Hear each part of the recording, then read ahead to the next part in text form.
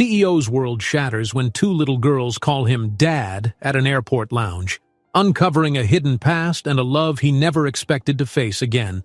Before we dive into the full story, let me know where you're watching from and what time it is. Now, subscribe to the channel and let's get started. A roar of jet engines reverberated through the private airport lounge as Gregory Caldwell, CEO of Caldwell Innovations, paced back and forth with a restless energy that seemed to charge the very air around him.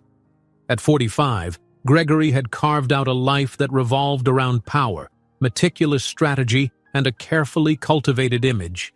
He was accustomed to last-minute changes and crisis calls that might send others reeling, yet this flight delay felt different. A gnawing sense of unease tugged at him, as if something beyond business or weather complications awaited on the horizon. He was supposed to be on a flight back to New York, fresh off negotiations in London, but a sudden mechanical issue grounded his jet. And so he waited, resolute jaw clenched, gaze flickering over his phone every few minutes. In the lounge's reflective glass panels, Gregory caught sight of his own silhouette. Tall, dark hair combed with quiet precision, navy suit pressed to perfection. He was a man of success, or so the world said. Yet beneath his crisp attire and guarded expression lay the echo of an old wound he rarely acknowledged. Not even time, nor triumph, had fully healed it. At this moment he pushed aside that thought and studied the lounge's sparse late-night crowd. Luxury travelers curled up with tablets or clinked glasses of champagne. Staff hurriedly offered fresh towels and pastries. Everything seemed lavish and orderly, exactly how Gregory preferred it. But then, with the faintest rustle of footsteps, something unusual happened that shattered his carefully maintained calm. Two small girls, identical as a reflection in the mirror, wandered into the lounge, gazing around with wide eyes. They appeared no older than 4 or 5. Dressed in matching pink sweaters and little sneakers, the pair clutched identical teddy bears as if the toys formed a protective shield between them and the busy terminal. They were dwarfed by the plush armchairs and high marble counters, yet something about them was immediately captivating. Gregory normally prided himself on his ability to compartmentalize distractions, but when these two children stopped right in front of him, those bright, curious eyes fixed upon his face, he felt a startling flutter in his chest. The older of the twins, if indeed there was an older by a matter of minutes, tilted her head and regarded him with unabashed intensity. "Excuse me," she said, voice soft. "Are you... Daddy?" Those 4 words hit Gregory like a bolt of lightning. He was never at a loss for words. In negotiations, he wielded language as deftly as a swordsman wields steel. But here, confronted by these two little strangers calling him Daddy, he couldn't summon a single coherent thought. His heart pounded. It must be some misunderstanding, he reasoned. Perhaps the girls had lost their father. He tried to adopt a gentle tone, stooping slightly so as not to tower over them. "I'm not sure who you're looking for," he began carefully. "Maybe we can find your parents together. Where is your mommy or daddy?" Before they could respond, a flurry of quick footsteps echoed down the corridor. A woman rushed in, hair slightly disheveled, face flushed with concern, and Gregory felt a jolt strong enough to make his hand tremble around the phone he still clutched. He recognized her instantly, though it had been 5 years since he'd last seen that face. Her name was Claire Donovan, and once upon a time she had been everything to him, his college sweetheart, the person who turned his world luminous. She was the woman he believed had disappeared forever, vanishing from his life right as he stood poised on the threshold of corporate success. Their parting had been messy. No final goodbye, no phone call. Just a blank space that left him with unresolved questions and a slow, burning ache. As she hurried towards the twins, clutching each of the girls' shoulders protectively, Gregory felt air punch out of his lungs. Claire was older. Exhaustion etched faintly around her brown eyes, but she was still the same person whose laughter he had once pictured accompanying every morning. The old heartbreak flared up so sharply that for a moment He forgot how to breathe. "Rose! Lily!" Claire scolded gently, kneeling before the children. "You can't just go running off like that. You scared me." Her voice was as soft as a lullaby in the hush of the lounge. One of the twins, Rose, if he'd caught the name correctly, pointed at Gregory. "But Mommy, that's him," she insisted. "He looks like the picture." Lily nodded in agreement, the two sets of big eyes bouncing between their mother and Gregory. "Daddy," she repeated, with a childish certainty that clashed with the shock swirling around them. Claire's gaze finally lifted. When her eyes landed on Gregory's, both froze as though time stood still.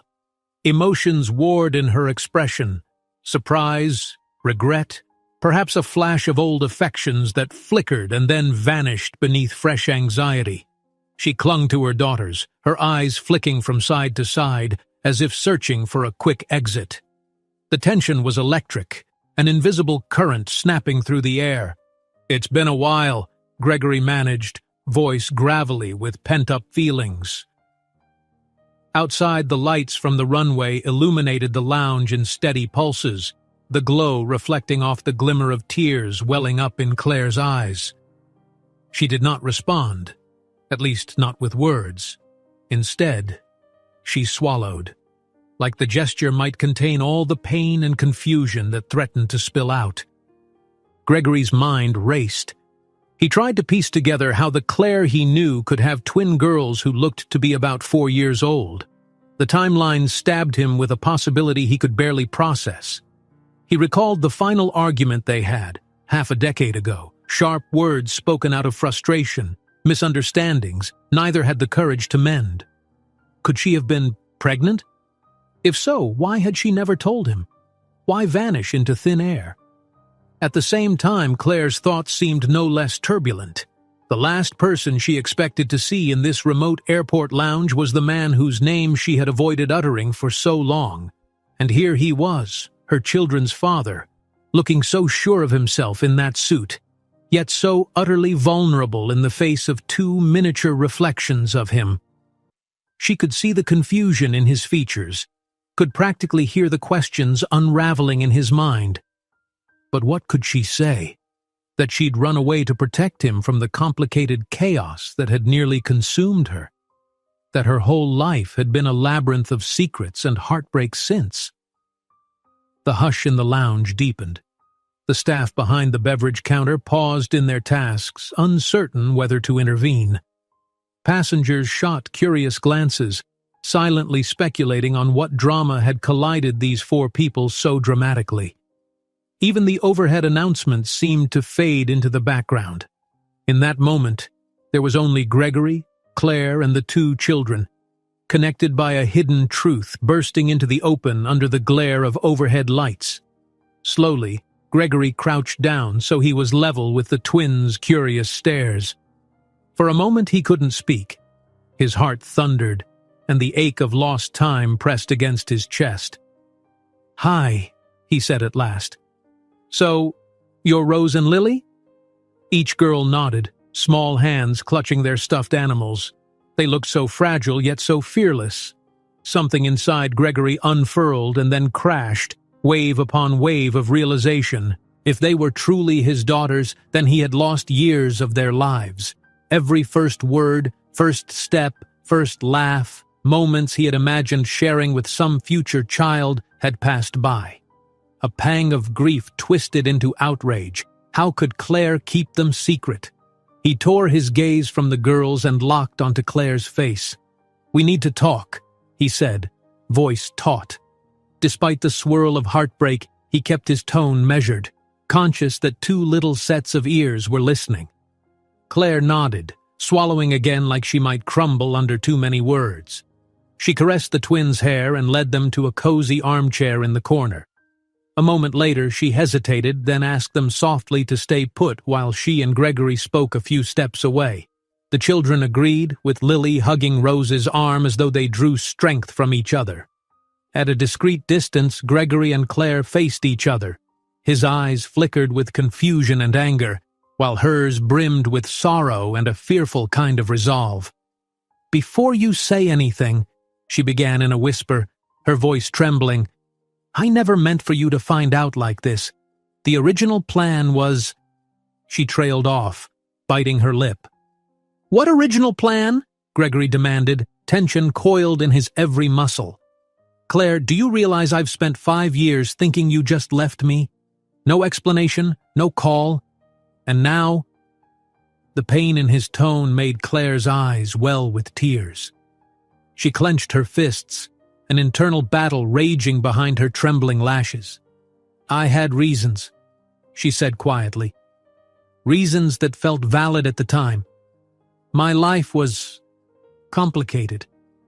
I didn't want you tangled in something dangerous." He glared at her, every emotion sharpened to a painful edge. "Dangerous? I would have done anything for you. God, we were in love. You think I wouldn't have fought tooth and nail to stand by you? Instead, you disappeared." The truth tumbled dangerously in Claire's mind, half-formed confessions swirling around a simpler, more pressing explanation. The father of her children needed to know them, needed to recognize the bond they deserved to share. "I found out I was pregnant just after that final argument," she said, voice barely above a hush. "The day I was going to tell you, I received a threat from someone I owed money to. Something from my past I never fully explained. I was terrified. I believed that if I stayed close to you, I'd drag you under. So I ran. I thought if I vanish, you'll be safe." "Safe?" Gregory's voice dropped to a dark hush. "You think I'm safe from the guilt of not knowing my own children exist? From the agony of losing you without understanding why? Claire—" He paused, forcing composure. "I could have helped. If there was danger, I had resources, money, influence. You know that." She pressed trembling fingers to her lips. Guilt gnawed at her, but still that battered, instinctual fear kept rearing its head. "I was young. I felt I had no choice. Maybe I was wrong, but I thought I was protecting us. And then it became too big, too late to fix." Gregory turned away for a moment, scanning the lounge, trying to gather himself. Rose and Lily huddled in that armchair, trusting and inquisitive. Something in the set of their shoulders reminded him of Claire's posture from their college days, slight but unyielding. He swallowed. "So they call me Daddy? You told them about me?" Claire exhaled shakily. "They've seen your picture. I told them that once it was safe, we'd find a way to meet you. But I never expected it to be tonight," she admitted, her gaze flicking to where the twins waited. "They recognized you from across the lounge and ran right up before I could stop them. I'm sorry for the shock." An announcement boomed overhead, signaling a further delay to the flights due to weather. The digital board flickered, pushing out departure times by another 2 hours. Gregory saw the irony. Fate was forcing them to remain in each other's orbit. He drew in a long breath. "We have to talk properly, in private. But first, those children deserve to be somewhere safe and comfortable." He fished out a business card from his wallet, scribbling a phone number on the back. "I'll book a suite at the airport hotel. Let's sort out the details. You, me, and them." Claire hesitated, wariness mingling with a sudden glimmer of relief. A swirl of memories, from study sessions in the old library to stolen kisses under campus lanterns, rose in her mind. She nodded. "All right," she managed, "but I need you to know, after everything, I never stopped caring for you. Gregory raised a hand gently, though the gesture trembled. "Let's just get them settled first." The chasm between them yawned wide, filled with regrets, unspoken truths, and the memory of what once was. But overshadowing it all were two bright little souls who had unknowingly bridged time itself to bring them back together. Rose and Lily looked up with excitement when Claire mentioned a hotel. Maybe it meant a big bed to jump on, or tiny cereal boxes at breakfast. Gregory couldn't help the faint smile that twisted his lips. Their innocence was almost painful to witness, reminding him that every moment away from them could never be returned. Tonight, he vowed to himself, he would unravel the secrets that had stolen 5 years of fatherhood from him. Whether he could ever forgive Claire was a knot he couldn't yet untangle, but for the sake of the girls, he'd have to try. And so they gathered their bags, hearts pounding with anticipation and dread, leaving the silent lounge behind. Little did Gregory know, this was only the beginning. The storm brewing outside was nothing compared to the emotional storm that threatened to break as soon as the door to that hotel suite clicked shut.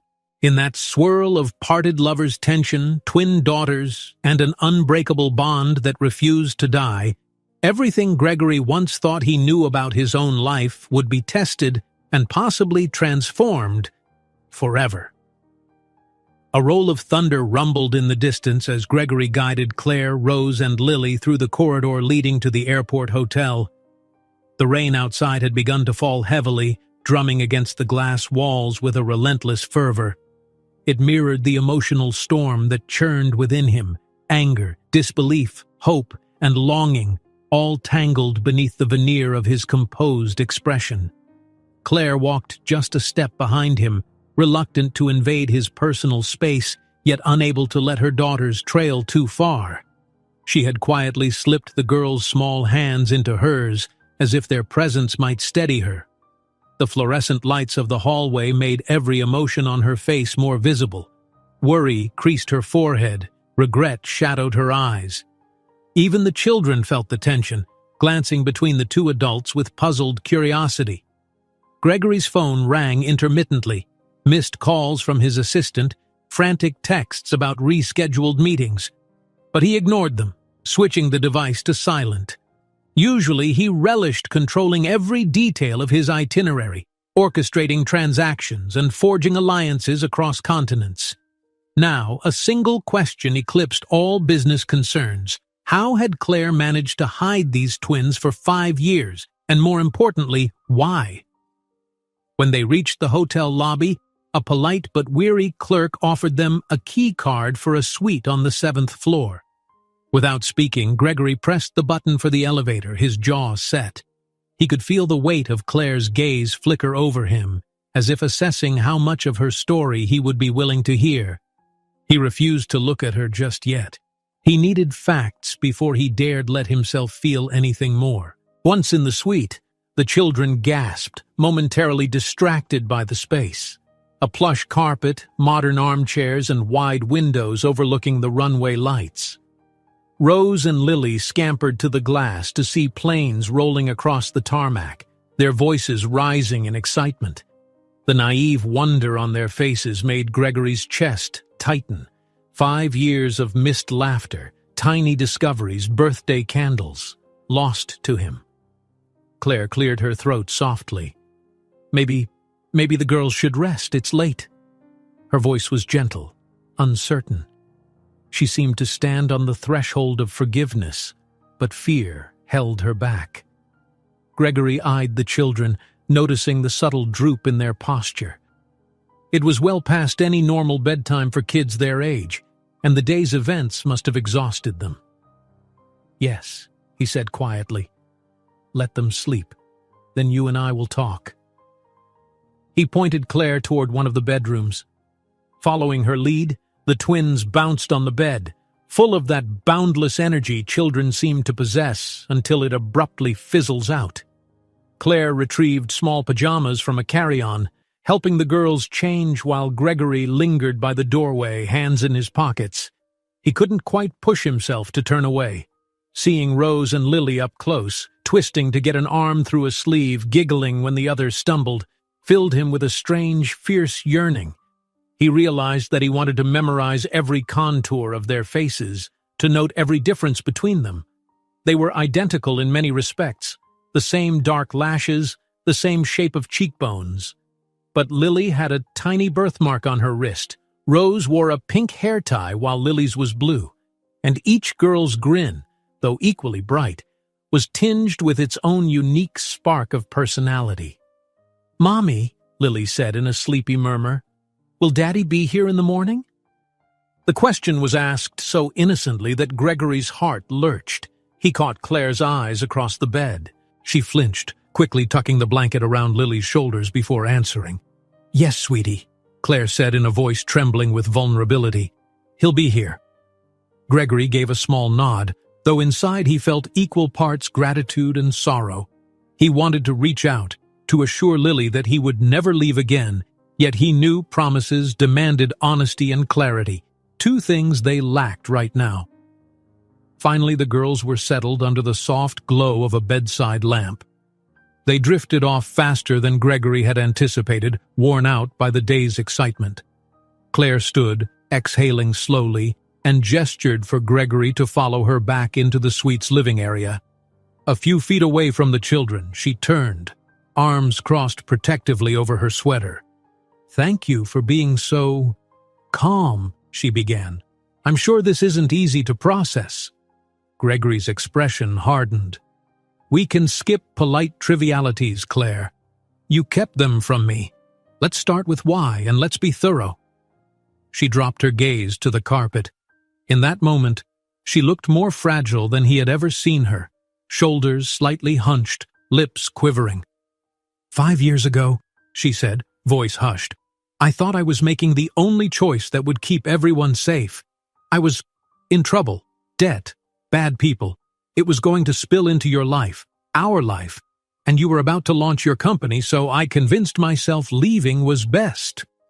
He studied her, arms folded across his chest. She continued, her words tumbling out faster, as if each one were a shard of glass. "Back then, I'd borrowed money from this man. I'm not proud of it. My mom was sick. The medical bills were overwhelming. I was in school, working 2 part-time jobs, and it still wasn't enough. I took a loan, naive about the terms. After your final argument with me in that last year of college, we were already on rocky ground. Then I found out I was pregnant. When the loan shark realized you were wealthy, on the brink of success, he threatened me. He told me that if I didn't pay, he'd come after you too, ruin your career, your reputation. So I ran. I thought I would fix it alone, spare you from the chaos." Gregory's eyes narrowed. "You could have told me." She barked a self-accusing laugh. "I was terrified. The man's name was linked to violent incidents. I worried that if I involved you, you'd become a target. You had your entire future in front of you, your business about to take flight. I was just some—" She fought to keep her composure. "Some small-town girl drowning in problems. I had no clue how to get out without endangering you." His posture softened for a fraction of a second. "So you vanished." "Yes," Claire whispered. "I spent months basically on the run. Changed addresses, used an alias for hospital checkups when the time came to give birth. When Rose and Lily were born, I was happy, but alone. I set aside any longing to reunite with you, thinking it was best. Then the threat simmered down. Eventually. By then I convinced myself you'd moved on, and I'd hidden the truth so long that it felt impossible to walk back into your life." Gregory stared at the closed bedroom door behind which his daughters slept. "Impossible," he echoed, "but not unthinkable.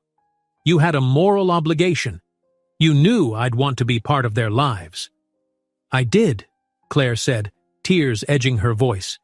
"And I know I made the worst kind of choice. I can't change that, Gregory. But I never thought we'd meet here and now. The girls recognized you from pictures on my phone. I never expected they'd see you in person tonight." He inhaled, as if bracing himself against a tempest of emotion. "You left me in the dark about my own children. Do you grasp the enormity of that betrayal?" "Yes," she whispered. "Every day. I grapple with it every day. I can only ask, for their sake, that you allow me to explain fully and figure out a path forward. If I'd known how to handle all this better, I would have." For a moment, Gregory's eyes burned with anger. He took a step toward the window, staring at the swirling rain. Out on the tarmac, a plane's headlights cut through the darkness, ascending into the stormy clouds.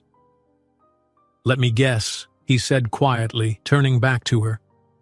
"Now that you've shown up by accident, you'll vanish again once the threat reappears." "No," Claire replied vehemently. "That threat is gone. I paid off the debt eventually. worked double shifts, took help from a local church, from friends. The man's in prison now, charged with other crimes. Please believe me, the only thing that kept me away was my own fear and guilt. Silence stretched between them. 1,000 times Gregory had fantasized about reuniting with Claire, about having her step back into his life with an apology or some heartfelt explanation. Yet the reality was far more complicated and more painful than any scenario he had pictured. He ran a hand over his face, exhaling slowly. "Listen," he said, voice calmer. "I have every right to be furious. But there are 2 little girls in that room who don't deserve any more secrecy or distance. So I'm not going anywhere. Neither are you." Claire's eyes widened, relief mingling with trepidation. "We're going to figure this out," he continued. "But I need time. I need to process everything, and so will they." A soft sniffle escaped Claire. She nodded, wiping a stray tear from the corner of her eye. "Thank you, Gregory, for caring about them and for not shutting me out right away." His mouth twitched in a half-smile that was more sorrow than warmth. "We'll talk more in the morning. For now, get some rest." He moved toward a second bedroom, rummaging in a small overnight case that a porter had delivered from his stalled jet. If the plane wasn't fixed or the weather didn't clear, they might be stuck here another day anyway. Claire paused. "What do we tell the girls when they wake up?" "We tell them," Gregory answered, "that they can call me Daddy and that we'll have breakfast together. Then we go from there." His voice wavered, but Claire's gaze was steady now, hopeful. "All right. Good night," she managed. She stepped away, crossing to where the twins slept. She glanced over her shoulder, seeing Gregory slip into his own room and quietly close the door. The latch's click sounded like a final exhale, letting both of them breathe again. Claire tiptoed to the bed where her daughters lay. Rose was curled on her side, Lily sprawled with a teddy bear half off the mattress. They looked peaceful. Could Gregory truly accept them without letting resentment corrode the relationship they might build? She tenderly smoothed back Lily's hair, wishing life had led her down a different path, one that never required flight or lies. She prayed this was the start of amends she'd spent years longing to make. Across the suite's main space, Gregory leaned against the closed door, heart pounding. Shadows from the streetlights outside cast lines across the carpet. The half-light illuminated his suitcase, the reflection of his phone on the desk, and a swirl of regrets he couldn't escape. He'd spent so much time building his empire, perfecting negotiations, forging alliances, yet no deal he'd ever struck felt as monumental as the one he now contemplated, forging a bond with 2 children who had never known their father. Behind the anger and grief, he recognized the flicker of something undeniable. Hope. He had a chance, maybe just a sliver, to reclaim a piece of the life that had slipped from his grasp. If he and Claire could trust each other again, they might form a family, or something akin to it. But could he forgive her? Could she forgive herself? All he knew was that letting Claire vanish again wasn't an option. Not now. Not with Rose and Lily sleeping in the next room. Outside, the storm's fury slowly faded, replaced by the hush of midnight. The airport's lights glowed in the distance, runways wet and glistening. In that quiet moment, with the entire suite lulled by the hush of sleep, Gregory realized that morning might bring a new horizon for all of them. The question was, would they emerge from the tangle of past mistakes stronger or crumble under the strain of truths too long suppressed? He wouldn't know until he stepped forward with eyes open and heart unguarded, trusting that no matter the pain, reuniting with his daughters was worth every uncertain step. And so, with a weary sigh, Gregory closed his eyes, readying himself for the next chapter of a life that had just been forever changed. Dawn arrived with a gentle glow filtering through the hotel room's thick curtains. The rain had passed in the night, leaving the runway outside glittering under fresh sunlight. Inside the suite, A soft hush lingered, an after-effect of the tense conversations from just hours before. Gregory stirred first, blinking away the remnants of restless sleep. He was still in his shirt and dress pants, the bed made up only enough to suggest he had tried to lie down. Truth be told, he had hardly rested. Instead, his mind had circled endlessly around the same questions. What now? What role did he even know how to play in the lives of two little girls who were already well into their childhood? He rose stiffly, running a hand over his face before stepping into the living area. The suite's large windows revealed a sky of pale blue streaked with the last ribbons of storm clouds. He cast a glance at the closed door of the other bedroom where Claire and the twins slept. As if on cue, he heard a small voice from behind it, light, childish, and questioning. Curiosity tugged him forward, but his heart hammered with an unfamiliar mixture of excitement and dread. "I'm a father," he reminded himself, the words still feeling strange in his mouth. "They're my daughters." He was about to knock when the door opened from inside and out peered two identical faces, hair tousled from sleep. Rose and Lily stood side by side, each hugging a teddy bear to her chest. At the sight of Gregory, they both froze, big eyes blinking in wonder. After a moment, Rose broke into a tentative smile. "Hi," she whispered, voice still scratchy from slumber. "Mommy said, 'You're our daddy.'" Gregory inhaled deeply, summoning a reassuring smile. "Yes, I am," he answered softly. A swirl of warmth, guilt, and longing settled in his chest, so thick it threatened to choke him. Kneeling down to their eye level, he noticed how the morning light picked up flecks of gold in their dark hair. "I'm sorry we didn't meet before," he told them quietly, unsure if they could grasp that concept. "But I'm really happy to see you now." The girls exchanged a look. Then Lily shyly extended her teddy toward him. "My bear's name is Patches," she said, almost as if offering a handshake. Gregory gently touched the toy's fluffy ear. "It's nice to meet you, Patches," he said, injecting a playful solemnity into his voice. Inside, emotion threatened to spill over, but he forced himself to stay steady. He needed them to feel safe, not overwhelmed by the swirl of adult angst. Claire appeared behind the twins, still in her pajamas, a faded gray t-shirt and soft leggings. Her hair was mussed, and faint circles shadowed her eyes, but a slight smile touched her lips as she witnessed the girls' first morning with Gregory.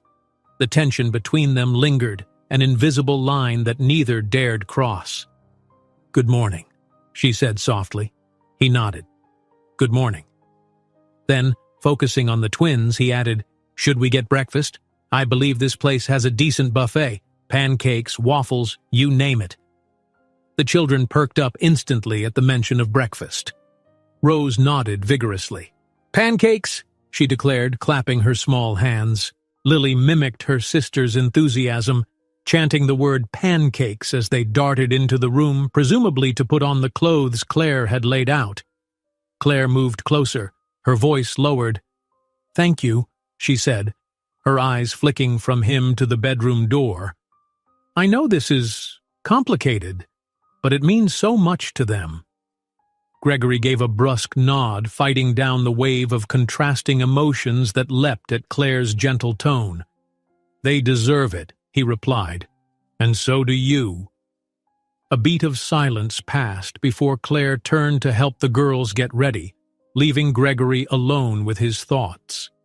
He released a pent-up breath. Yesterday's fury felt distant, yet hardly gone. Today he resolved to keep his temper in check. The children needed stability if they were going to accept him into their lives. That didn't erase the betrayal, but it underscored a simpler fact. His daughters needed him now. When they emerged a short while later, the twins wore matching floral tops, each with a small pink hairband. They clung to Claire's hands as they ventured out of the suite. Gregory fell into step beside them, noticing each child's distinct walk. Lily bounced on her toes while Rose moved in a careful trot. Claire lingered just half a step behind, as though she were uncertain whether to stride alongside Gregory or give him space. In the elevator, the girls pointed at the flashing floor numbers with glee, exclaiming each time the display changed. Claire shared a brief, helpless grin with Gregory, some fleeting moment of recognition that yes, these little wonders were their children, discovering the simplest joys. The lobby greeted them with the mellow hum of travelers bustling about. A hostess led them to a breakfast area that overlooked the runway, where planes taxied under the morning sun. It was busy but not chaotic. Most people were absorbed with newspapers or checking departure boards on their phones. Gregory noticed a few curious glances, likely attracted by the twins' bright chatter, but no one paid them undue attention. He was accustomed to commanding entire rooms in business settings.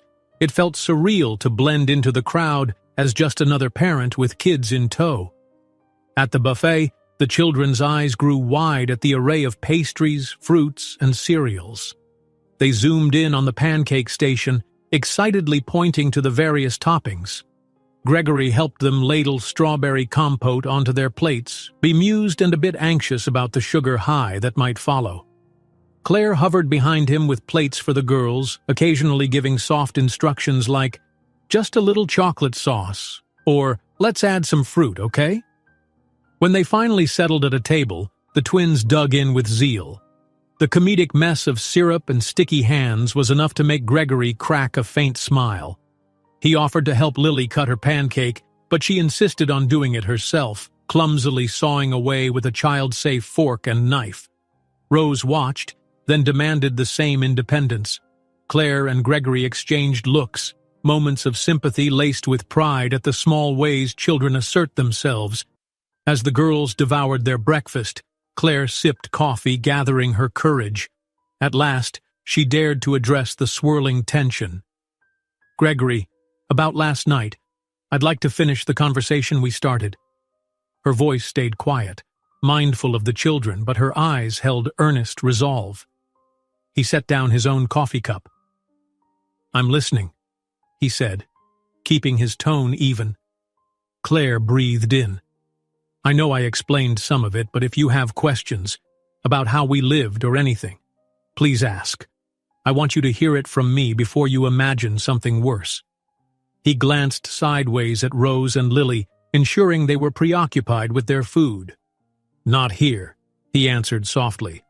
"Later, if we can find some privacy." Claire nodded, clearly relieved that he was open to more discussion rather than shutting her out. Meanwhile, Lily piped up, sticky with syrup.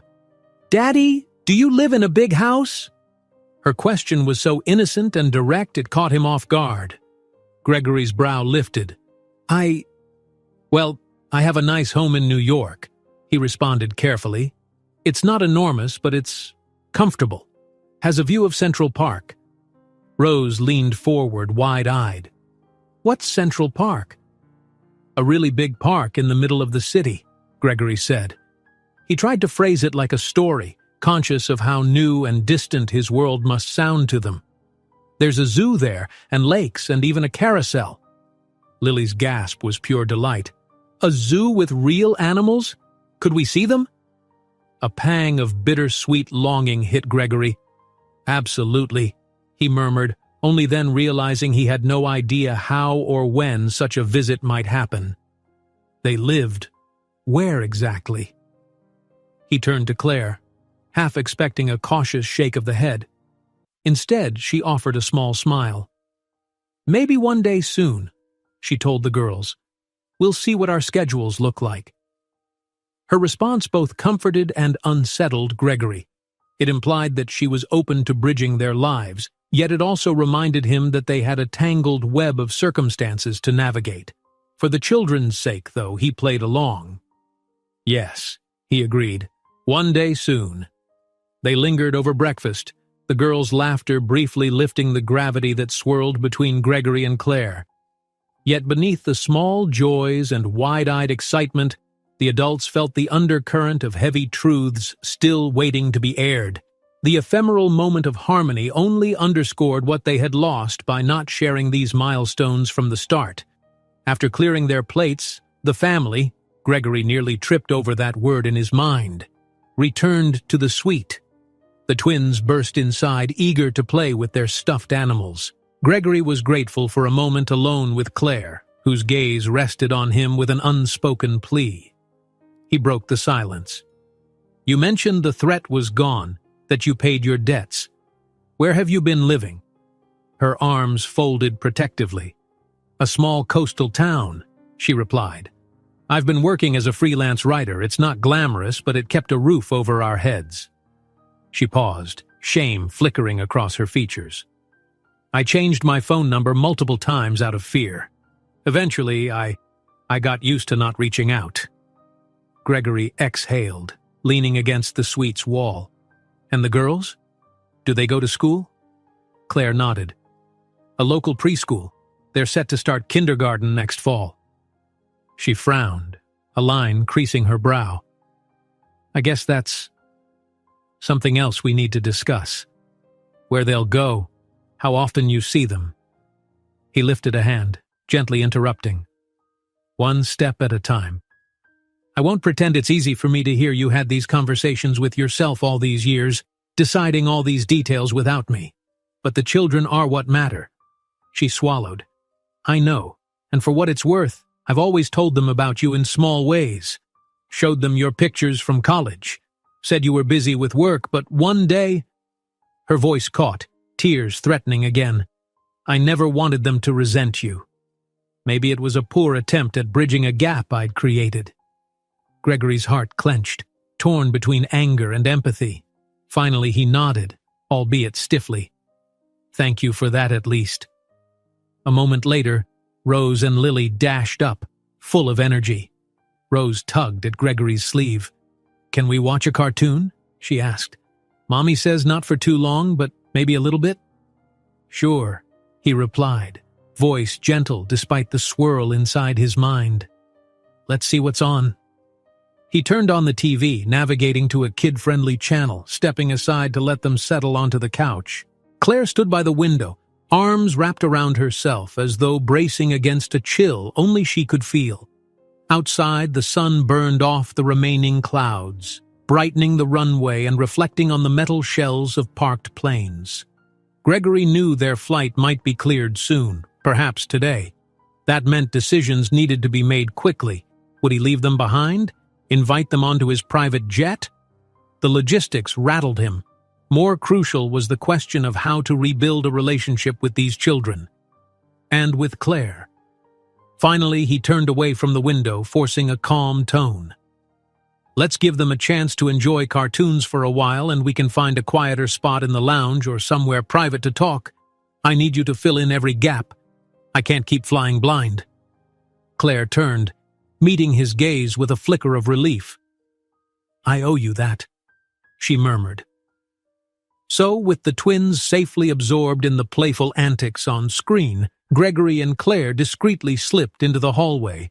Each step was weighted with the knowledge that one conversation wouldn't solve 5 years of separation, but it would be a start. The hush of the corridor, punctuated by distant elevator chimes, felt oddly intimate, reminiscent of the hours they once spent studying side by side during their university days. Yet the intervening years had changed them irrevocably. They settled on a small seating nook near a large window that overlooked the terminal's thoroughfare. Claire clasped her hands together. "I'm ready," she said, voice trembling just enough that Gregory had to steel himself. "Ask me anything. I promise I won't hide." He studied her, recalling a younger Claire who used to laugh easily with wide-open trust. That Claire had vanished, replaced by a woman marked by anxiety and guilt, but also by maternal devotion. Something about that transformation softened his defenses, just a little. "All right," he said quietly. "Let's start from the beginning. Tell me everything that happened after you walked away that night, when you decided not to come back. Spare no details." His heart pounded as she gathered her thoughts. They were perched on the precipice of revelations that could either mend broken threads or tear them further apart. But as the first words left Claire's lips, raw, hesitant, but honest, Gregory felt a glimmer of reassurance. They might not reclaim lost time, yet maybe they could forge a new start. For Rose, for Lily, and perhaps, in ways neither dared admit, for themselves as well. Seated in the airport hotel's quiet nook, Claire and Gregory faced each other with a sense of heavy formality, like two diplomats about to negotiate a delicate peace treaty. Outside the tall windows, travelers hurried through the terminal, dragging carry-ons and sipping from paper cups. Life marched on with routine hustle, oblivious to the emotional minefield unfolding between the former college sweethearts. For a moment, Claire said nothing, seemingly gathering courage. She glanced at Gregory's expectant expression. His posture was rigid, hands braced on his knees, jaw set in determination. Yet beneath that steeled composure, she caught flickers of vulnerability in his eyes, an echo of the young man he had once been, standing in her dorm corridor, gently offering help with a backpack full of books. That memory fueled her. She owed him honesty now, no matter how raw. "After that last night at college," she began softly, "I was terrified. We'd had that awful argument. Both of us said things we regretted. I felt like the walls were closing in. My mom's bills were ballooning, and the man I borrowed money from was pressing me. Then I took a pregnancy test. I'll never forget how my hand shook when it showed positive." She paused, inhaling a tremulous breath. "I didn't know what to do, but I knew I wanted to protect you from the fallout of my mistakes." Gregory's eyes flickered in recognition of the pain behind her words, though a subtle tension drew his brows together. "So, you left." She nodded, her throat tightening. "I left. I packed up the basics, my laptop, some clothes, and got on a bus that very night. I ended up in a neighboring state renting a tiny room in a run-down building. It was all I could afford. My plan was to lie low, avoid any confrontation until I could figure out how to pay off the loan shark." Gregory listened intently, knuckles whitening where his hands gripped his knees. "Why not call me?" he asked, voice low. "I could have paid off anything you owed. I wouldn't have hesitated." A sad, almost bitter smile touched her lips. "I know you would have tried. But that was part of the problem. I was convinced that if you swooped in, you'd entangle your new investors, your future board members, and maybe even your personal safety. The man I owed was known for threatening families, using intimidation. I had no idea how far he'd go, and we'd just had a screaming match. My head was... well, I was scared and ashamed." Gregory's gaze flicked to the window, absorbing her explanation. He remembered the frustration of those arguments, both of them under pressure, prone to misreading each other's signals. Still, the revelation of a real threat, one with tangible danger, clawed at him. How many nights had she felt hunted, pregnant and alone? She continued, voice tight with emotion. "I landed a job at a small diner. Barely made enough for rent, let alone saving money for the debt. But in my second trimester, I realized stress was harming the baby. My health took a nosedive. Eventually, I found a free clinic. They directed me to a safe house for women in crisis. It wasn't glamorous, but it shielded me from the loan shark's reach." Gregory swallowed, feeling a stab of guilt. All that time, he had been forging business deals and preparing for product launches, ignorant of her struggle. "And that's where you had the twins?" Claire shook her head. "Not exactly. I stayed in the safe house for a while, but the conditions were cramped. I was worried it wasn't the best environment for a newborn. A volunteer at the clinic helped me relocate to a coastal town. She had distant relatives there, kind souls who rented me a small attic apartment at a discount. That's where Rose and Lily were born, at a local hospital. The staff didn't ask too many questions since I paid in cash. I gave a different last name, changed phone numbers again. I erased myself from everything I once knew." She paused, letting that sink in. Gregory tried to picture Claire alone in an attic, caring for two fragile infants without any help from him, or even a single phone call. It tore at him in ways he couldn't articulate. "You said you worked multiple jobs?" Yes, Claire confirmed, eyes dropping to her lap. For the first year, I babysat other children while raising my own. I did freelance writing at night, sending articles to small online platforms, anything to get by. Around the same time, I was in and out of court for my mom's estate. She passed while I was pregnant, and settling her debts was another headache. Her voice caught, tears edging her eyes. I never even got to say goodbye to her properly. Gregory leaned forward, compassion dimming his anger. Claire, I had no idea. She met his gaze, a single tear slipping free. I know you didn't, and there were so many times I picked up the phone, about to dial your number, but something always stopped me. Fear, shame, the constant voice in my head telling me you'd moved on. I mean, you were on the cusp of becoming the Gregory Caldwell CEO. I saw your name pop up in news articles about your startup going public. How could I drag you into my chaos? Gregory's shoulders slumped under the weight of regret. I wish you had called. Even if things were tense, I would have done anything to help. You and I, regardless of that argument, there was love. The last word emerged gruffly, a confession he couldn't fully bury. A fragile smile curved Claire's lips. Yes, there was. She twined her fingers together, forging on. After the twins were born, the loan shark issue intensified.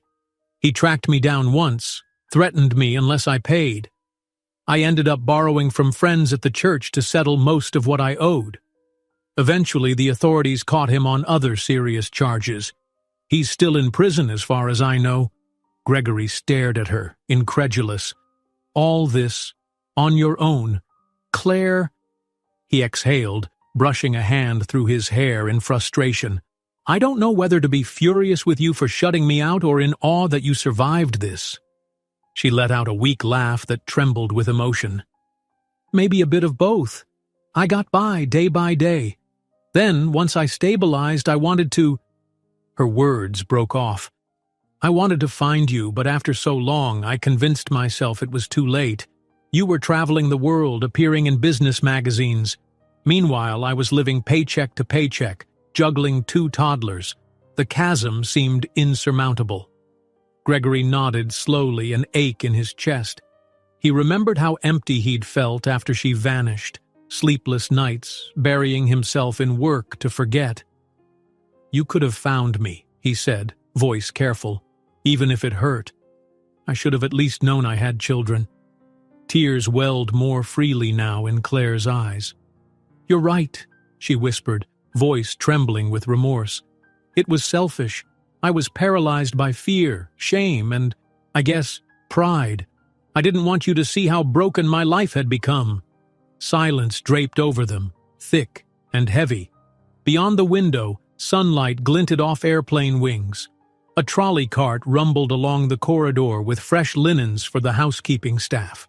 Ordinary life marched on, while Claire and Gregory sat suspended in an emotional reckoning. At length, Gregory cleared his throat.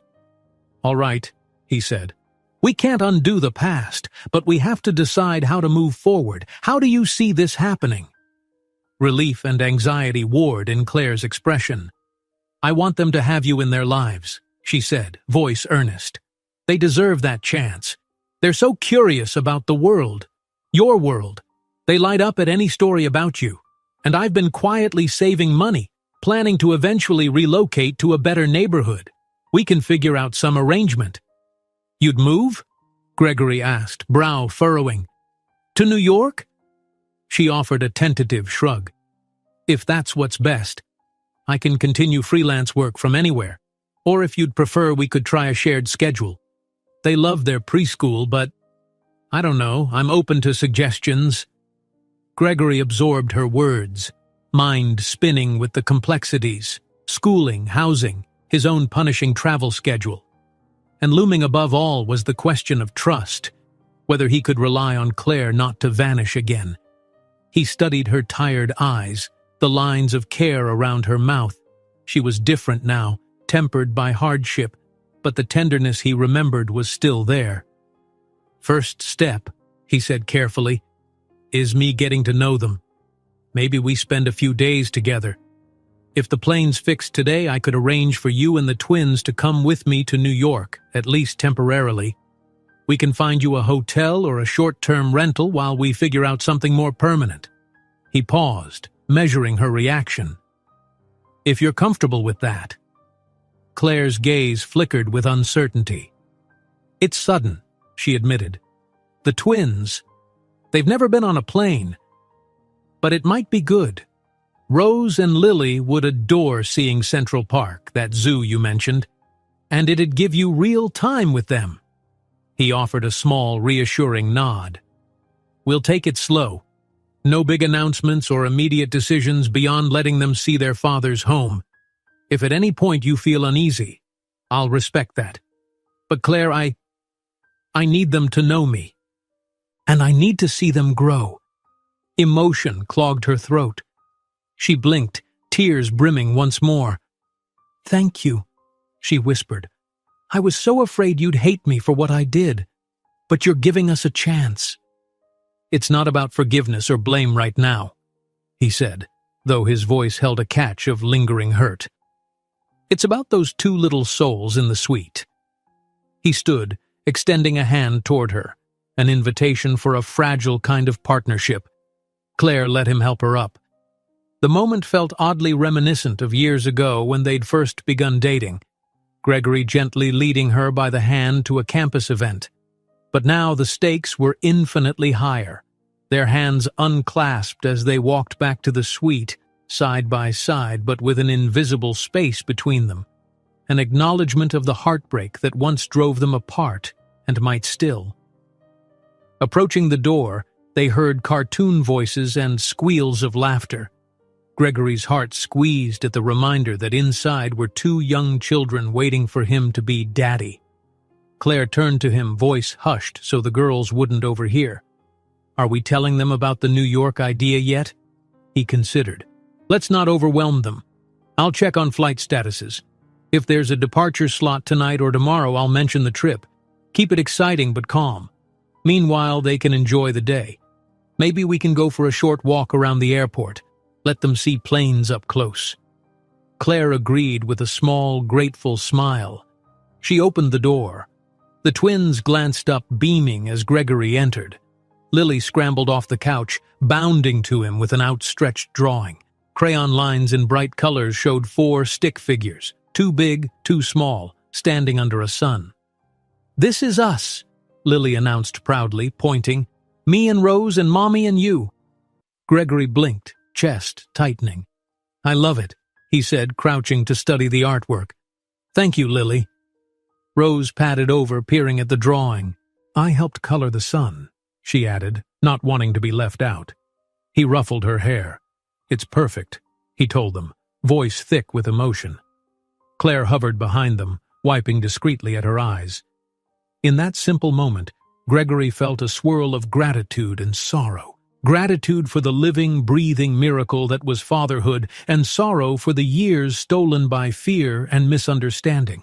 Sensing his intensity, the twins pivoted back to the TV, each picking up a stuffed animal to act out the cartoon's storyline.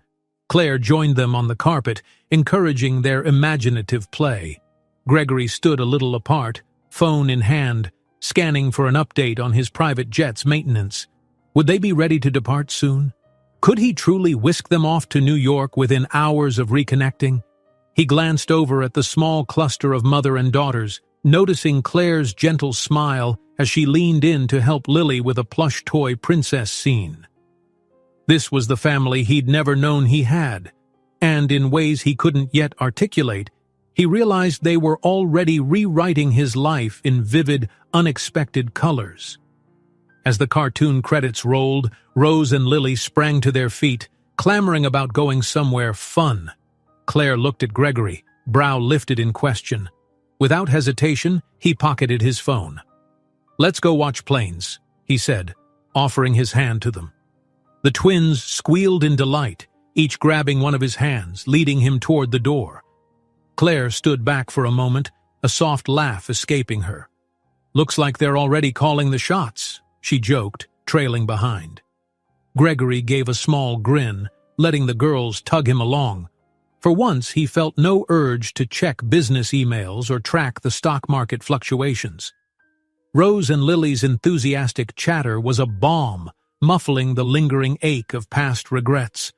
They stepped into the hallway, a new sense of unity taking shape, though questions still loomed about co-parenting, about their own unresolved history. One thing was clear.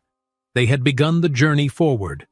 Step by step, they would navigate the unknown, forging something resembling a family out of the wreckage of old mistakes. The uncertain promise of the future shimmered, delicate but real, like the faint rainbow that sometimes emerges after a storm has passed. The airport was bustling with the usual commotion of an early afternoon rush. Overhead announcements echoed through high ceilings, directing passengers to their gates. Wheelie suitcases rattled across polished tiles, and a cafe nearby hummed with espresso machines steaming milk for midday cappuccinos. Into this familiar clamor ventured an unusual foursome: Gregory, Claire, and the wide-eyed twin girls, Rose and Lily. The plan was simple enough: take the children around the concourse to see airplanes through floor-to-ceiling windows. Yet for Gregory, walking hand in hand with his daughters felt like stepping into an entirely different life. Each giggle they unleashed, every question about the plane's sizes or shapes, tugged on a heart he'd once believed was impervious to surprise. They stopped at a viewing platform lined with tall windows that overlooked the runways. It was relatively quiet, save for a few travelers snapping photos of planes taxiing for takeoff. Rose pressed herself against the glass, eyes alight with wonder as a large jet lumbered into position, its wings so wide they seemed to stretch beyond her imagination. "Where's it going, Daddy?" she asked, turning to look up at him. Gregory paused, unaccustomed to the jolt that word, Daddy, sent through his entire being. He cleared his throat softly. "Not sure, sweetheart. It could be flying to London or maybe Tokyo. Airplanes connect us to all sorts of places." Lily joined her sister, pressing her nose to the glass. "Do we get to ride one soon?" she asked, her voice quavering with a mix of excitement and uncertainty. Claire and Gregory exchanged a glance, both recalling their earlier conversation about heading to New York together. Neither had yet broached it with the girls, unsure if it was too abrupt. But the question hung in the air, waiting for an answer. Finally, Gregory crouched to Lily's eye level. "Would you like to ride on a plane?" Lily nodded vigorously, while Rose echoed her excitement. "We could sit by the window," Rose exclaimed, as though imagining the cottony clouds within reach of her fingertips. Claire, standing beside them, folded her arms against a slight chill. She recognized that for all her daughter's enthusiasm, uprooting them would still be a giant leap. "We might ride one soon," she ventured, trying to strike a careful balance between offering hope and not overwhelming them.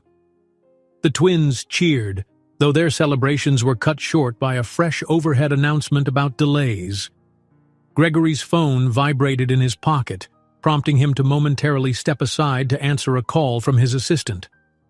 Claire guided the girls closer to a plaque detailing the airport's history, using it as a distraction while Gregory dealt with business.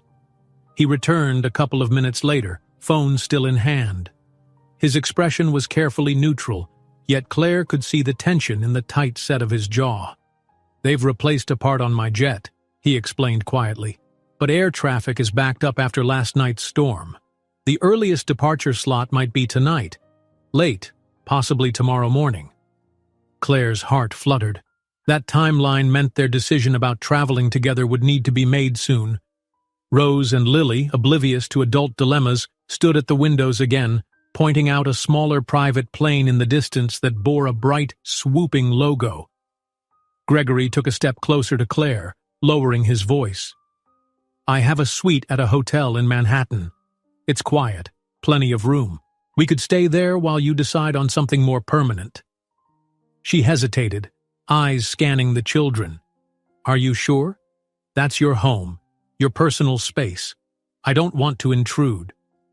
His mouth twitched, forming something halfway between a grimace and a wry smile. "Claire, you and the girls aren't intruding. Besides..." He glanced at his daughters, wonder glowing in their gazes as they tracked another plane lifting off into the sky. "I'm done with lost time. If you're comfortable, I want them with me, at least for a while." Emotion pooled in Claire's eyes, but she forced it down. "We'll need to gather my things, what little I brought on this trip. I guess I should handle the apartment situation too." She frowned, picturing the modest coastal flat stuffed with children's clothes and her freelance notes. "But maybe we do need a fresh start." Gregory nodded.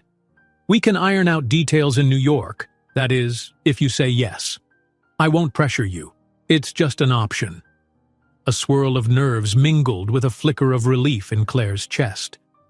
She'd lived so long in survival mode, always bracing for the next wave of trouble, that letting Gregory shoulder some responsibilities felt at once daunting and liberating. "All right," she murmured, voice steady. "We'll go with you." He exhaled, shoulders relaxing, and mustered a faint smile. "Thank you. I promise to handle this gently. Rose and Lily's comfort is top priority." Before Claire could reply, the twins charged over, squealing about an enormous plane they'd just seen jump into the sky. It reminded her of how quickly children adapt to novelty and delight, if only adults could follow suit. Gregory's gaze softened as he listened to the girls' excited chatter, and Claire realized how perfectly he fit into their dynamic. Despite all the heartbreak, he was a father who was already determined to be present. They wandered the concourse a bit longer, letting the twins burn off excess energy. The children spotted a small kiosk selling travel essentials and were captivated by colorful neck pillows and miniature airplane figurines. Lily picked up a toy plane with squeaky wheels. Rose gravitated to a plush version of the airport's mascot. Claire, rummaging through her purse, frowned. She hadn't planned for extra expenses, but Gregory smoothly stepped in, covering the cost before she could protest. She shot him a grateful look, though she also felt a pang of inadequacy. At last, they found themselves at a modest seating area where they could rest. Rose and Lily curled up to examine their new toys, each one spinning imaginative stories about where their plane might go. Claire sat beside them, eyes flicking up to see Gregory leaning against a nearby wall, arms folded, his expression pensive. He cleared his throat. "If we don't depart until later tonight," he said, "it might be best to let them nap or rest. We could keep the hotel suite for the day." His gaze touched Claire's. "Also, I'd like to talk privately about some logistics. We can't just appear at my apartment in Manhattan without preparing, especially if you plan to stay a while."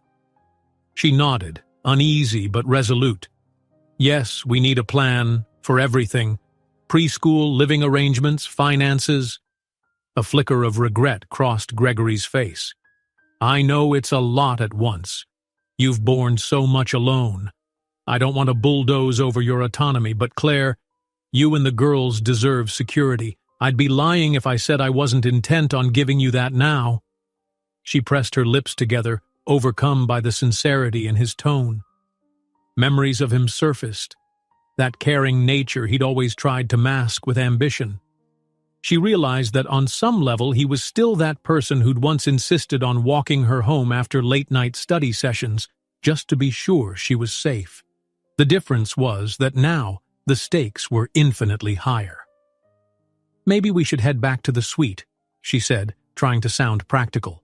"The girls can watch a movie or nap, and you and I can, well, strategize." Gregory's nod was curt, though his eyes flicked with relief. "Yes, let's do that." Soon they retraced their steps, with Lily and Rose prancing between them. The children wore themselves out from excitement, yawning by the time they reached the hotel floor. Once inside, Claire encouraged the twins to stretch out on the couch with pillows and watch another cartoon. Lily conked out almost immediately, the new toy plane clutched to her chest. Rose watched for a few minutes, but soon drifted off herself. Claire pulled a blanket over them, heart aching with affection. How had 5 years slipped away like sand through her fingers? Now, in the span of a day, everything was changing. She turned to see Gregory observing quietly, his expression a tapestry of tenderness and regret. He gestured toward the suite's small dining table. "Shall we talk there?" She nodded, following him. Outside the windows, afternoon light cast soft beams across the runway.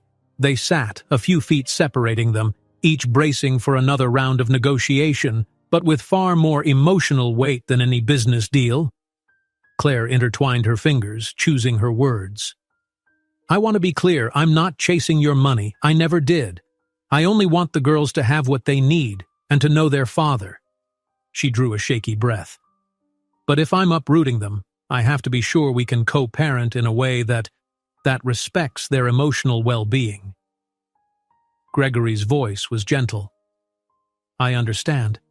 Look, it's not about me throwing money at the problem. I want to be fully involved, physically, emotionally. But yes, of course, I can help financially, if that eases the burden." A wave of relief mingled with lingering shame washed over her. "I'd appreciate that," she admitted. "My freelance work is steady, but it's not a fortune. And with the cost of living in New York?" She trailed off, remembering times she'd rummaged for change just to buy groceries. Gregory's gaze softened further. "I'll get you set up comfortably. Maybe start with a short-term rental. No strings attached. You decide if you like the area or if we need something else. Meanwhile, I can help enroll the girls in a good school or kindergarten. We'll figure out a schedule. How often they stay at my place, how often at yours. We can talk about the rest as we go." Her heart raced, half liberated by his willingness to help, half terrified by how quickly her life was pivoting. "I don't want to disrupt them more than necessary," she murmured, a mother's protective instinct coloring her tone. "They've never even visited a big city, but maybe if we show them the parks, let them see how we live day to day, they'll adjust." Gregory nodded. "And you, Claire?" he asked carefully. "Do you see yourself in New York for the long haul? I don't want you to feel trapped there if you end up hating it. I just want them close." She hesitated, letting out a breath. "I honestly don't know. I have to see how it feels. My life has been so chaotic. Sometimes I fantasize about stability and community. At other moments, I fear the city's hustle might swallow us. But for now, I think yes. Let's at least try." An almost imperceptible smile tugged at Gregory's lips, relief shining in his eyes. "We'll approach it step by step. I can introduce you to a friend of mine. She's a real estate agent who's quite sensitive to family needs. We'll keep it small scale. I promise not to overshadow your decisions." The sincerity in his tone chipped away at the last walls of her resistance. She blinked, tears threatening yet again. "I appreciate that, and I'll do my part to make it work. I never imagined we'd be like this again, discussing a life together even if it's for the girls. It's surreal." Gregory's hand twitched, as if he might reach out to squeeze hers, but he stopped short. "I won't pretend I've forgiven everything," he admitted, voice laced with quiet candor. "There's hurt. But the moment I saw them, Claire, I realized how incomplete my life has been. I'm ready to focus on being their father. The rest—" He paused, swallowing. "Well, we can see what the future holds for us as two people co-parenting. Maybe we'll find some path to healing, maybe more. But it has to be honest." She nodded vigorously, tears on the brink of falling. "Honesty, yes. I promise I won't hide anything anymore." A heavy hush settled between them, charged with the possibility that, if they navigated these waters with care, they might emerge stronger than before, perhaps even forging an unexpected second chance. At that moment, a soft cry from the living area broke the silence. Claire turned to see Rose stirring awake, pushing the blanket aside. Lily was still fast asleep. One small hand flopped over the sofa's edge. Claire and Gregory rose, crossing the room. Rose blinked up at them, face puffy with sleep, and mumbled something about being thirsty. Claire smoothed her daughter's hair. "I'll get you some water," she said gently, moving off to fill a cup. Gregory crouched beside the couch. Rose stared at him, blinking a few times as though deciding whether to trust him in her post-nap grogginess. He offered a small smile and she inched closer, resting her head against his arm. The weight of her trust made his throat tighten. Claire returned with the water, helping Rose sip. Then, noticing Lily beginning to stir, she placed a hand on Lily's shoulder to comfort her. Gregory hovered protectively over them both, forming a trio of mother, father, and child that felt simultaneously precarious and deeply right. After a moment, Lily squirmed fully awake, sleepily glancing around. "Daddy?" she whispered, as if momentarily unsure if he'd still be there. "I'm here," Gregory said, brushing a hand lightly over her hair. She looked up at him and smiled, snuggling back into the couch with a little sigh of contentment. Claire and Gregory exchanged a quick, profound look, one that said more than words could. This was worth every conversation, every struggle. For now, at least, they had found a fragile equilibrium, two parents united in their devotion to these bright-eyed children. The pain of the past lingered, but it no longer felt insurmountable. The day edged onward, bringing them ever closer to the moment when they would board that plane, together, and land in a city brimming with both challenges and opportunities. Yet as the sun dipped outside, painting streaks of orange across the airport runways, they continued to bask in the gentle warmth of reawakened connection. Soon enough, the real trials would begin. Co-parenting under one roof, bridging 5 lost years, deciding whether old wounds could heal enough to allow something like love to reignite. But those concerns could wait a little longer. In this room, with children drifting between sleep and cuddly chatter and 2 ex-lovers forging a careful truce, a promise glowed, the promise of hope. Evening settled over the airport with a hush reminiscent of secrets waiting to be revealed. Lights along the runway blinked in steady rhythms, guiding incoming and outgoing planes like beacons in the dusk. The air held a mild chill, the sort that made you want to lean into warmth and familiar embraces. For Rose and Lily, however, excitement radiated above all else. They were about to fly on a real airplane for the first time. Back in the suite, the energy was palpable. Suitcases lay half-packed, clothes were folded into neat stacks as Claire double-checked they had everything the twins might need. Lily dashed around, brandishing her new toy airplane, making whooshing noises as she pretended to land it on the coffee table. Rose, more reserved, quietly helped Claire by bringing socks or hair ties from the bedroom, occasionally peeking at Gregory to see if he approved of her tidiness. Claire's nerves were a subtle undercurrent. She paused every so often, gazing at the twins in a fleeting moment of disbelief. Was she really about to uproot them, again, and board a private jet to New York? Once that would have seemed unfathomable. But looking at Gregory, who was meticulously securing passports and travel documents, she felt a cautious sense of peace. He was stepping into fatherhood wholeheartedly. Whatever came next, they would face it together. "Mommy, do we have pajamas for the plane?" Rose asked as she placed a small pillow into the carry-on bag. Claire nodded. "We do, sweetie. The flight might be late, so it's good to have comfy clothes.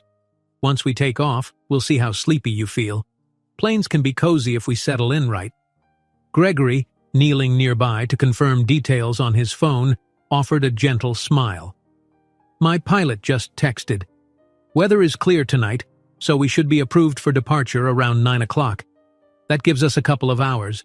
We'll eat something before we board, all right?" Rose and Lily both nodded eagerly. Lily asked, "Is there food on the plane?" She spoke the word plane with a hushed reverence, as though it were a magical creature rather than just a vehicle. Gregory chuckled. "Yes, there'll be snacks and juice, but better to have a real meal before we fly. We don't want tummies rumbling the whole time." Claire finished zipping the last suitcase, exhaling shakily. She glanced around the suite that had briefly been their refuge from confusion. Despite all the emotional upheaval, she was grateful for the sense of security it had provided. Now came the truly surreal part, stepping onto Gregory's private jet for a flight to a city that might become their new home. "Girls," Claire said, ushering them to a chair. "Let me brush your hair before we leave." The twins scrambled over, taking turns as Claire carefully passed a brush through their silky locks, forming neat braids so they wouldn't tangle in flight. Lily fidgeted, wiggling excitedly whenever she caught Gregory's eye. Rose, though more composed, couldn't fully hide her grin. To them, the world seemed to have expanded overnight. Daddy was real, airplanes were friendly giants, and an adventure awaited just beyond the terminal gates. "Should I arrange a cart for the luggage?"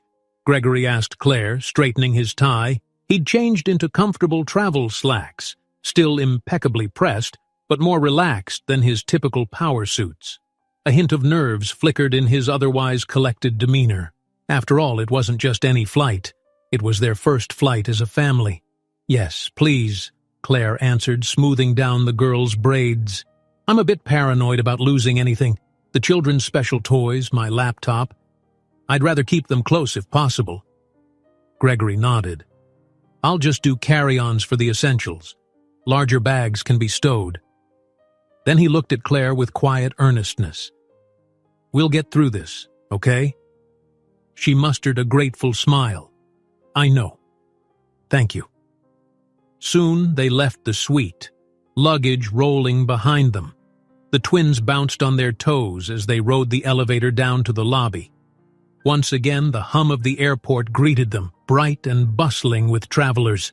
In the midst of this swirl, the four of them formed a small unit. Two wide-eyed children, a mother watchful yet hopeful, and a father who had stepped unexpectedly into his long-denied role. They found a modest cafe near the private aviation terminals. Over plates of pasta and vegetables, they eased into conversation about the upcoming flight. Seatbelts, how the plane would feel during takeoff, why their ears might pop. The twins devoured every morsel of information, occasionally glancing at the runway through the cafe's windows. Claire admired Gregory's patience as he answered question after question, from "Do clouds taste like candy?" to "Will the plane do a loop-de-loop?" He explained gently that no, it wouldn't loop, but they might see stars if the sky was clear enough. After dinner, they made their way to the private lounge area, a quieter space reserved for chartered flights. Security checks were brief, courtesy of Gregory's status, and the staff smiled kindly at the curious children clinging to their mother's hands. Lily spotted the plane they would board through the lounge windows, a sleek white jet with Caldwell Innovations logo faintly visible on the tail fin. "Is that ours?" she whispered in awe, as though it were a mythical vessel. Gregory followed her gaze. "It is," he confirmed. Pride mingled with a pang of regret. He'd flown in that jet countless times, usually alone, never expecting it might one day carry his daughters. Claire approached, resting a comforting hand on Lily's shoulder. "You see the pilot over there near the steps? He's a friend of Daddy's. He's flown a lot." Rose peeked around her mother, giving a shy wave. The pilot, noticing them, returned the gesture with a friendly grin.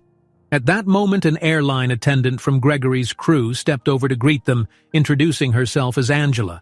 She crouched to talk to the girls at eye level, telling them she'd have blankets and pillows ready, plus juice and coloring books to keep them occupied. The twins grinned, enthralled by the kindness and sense of importance that came with boarding a private plane. A short while later, they climbed the short stairway into the jet's cabin. The interior gleamed with subdued luxury, cream-colored leather seats, polished wood paneling, and soft lighting that lent a cozy ambiance. A faint smell of citrus polish lingered in the air. Rose and Lily gasped at the spaciousness, having imagined airplanes as cramped tubes of seats from pictures they'd seen. Here they had room to walk around, once the seatbelt sign was off, of course. "Whoa," Lily breathed, hugging her teddy. "This is like a house in the sky." Gregory's heart squeezed with a mix of pride and sorrow that he'd never seen their first reaction to something so extraordinary. At least he got to witness it now. He set the carry-ons near a corner seat and showed the twins where they could sit for takeoff, plush, reclining seats near windows that offered an unimpeded view of the outside world. Claire settled next to them, ensuring they were buckled securely. Gregory checked in with Angela, verifying that everything was on schedule. Then he took his own seat, diagonally across from Claire and the twins, so he could keep them in sight. The engines hummed to life, sending a slight vibration through the cabin floors. Lily gripped Claire's hand, eyes wide, while Rose's face lit with excitement. "Is it going up now?" Rose demanded, half nervous, half thrilled. Gregory leaned in from his seat, speaking calmly. "We'll taxi onto the runway first. Then you'll feel the plane speed up, like a race car, kind of, and then we'll lift into the sky." Lily gulped audibly. "But we won't fall, right?" Claire gently squeezed her daughter's hand. "No, sweetheart, we won't fall. The pilot is very skilled. Planes are made to fly." A moment later, the pilot's voice crackled over the intercom, welcoming them aboard and confirming flight time to Teterboro Airport in New Jersey, just across the river from Manhattan. Then the plane began to move, rolling forward onto the taxiway.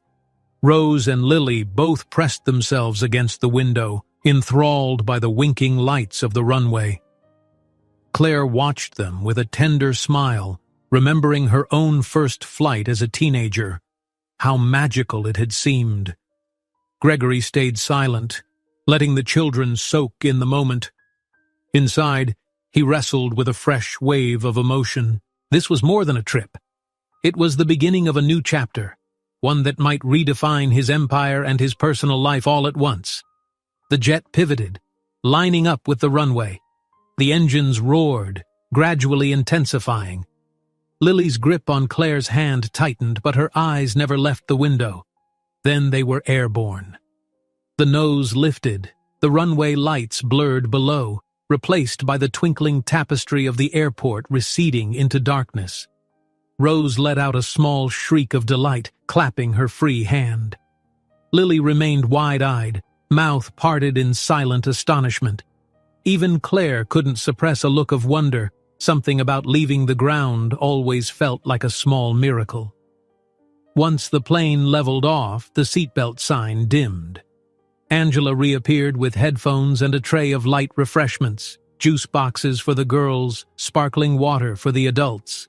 She offered small pillows and blankets, tucking them around the twins.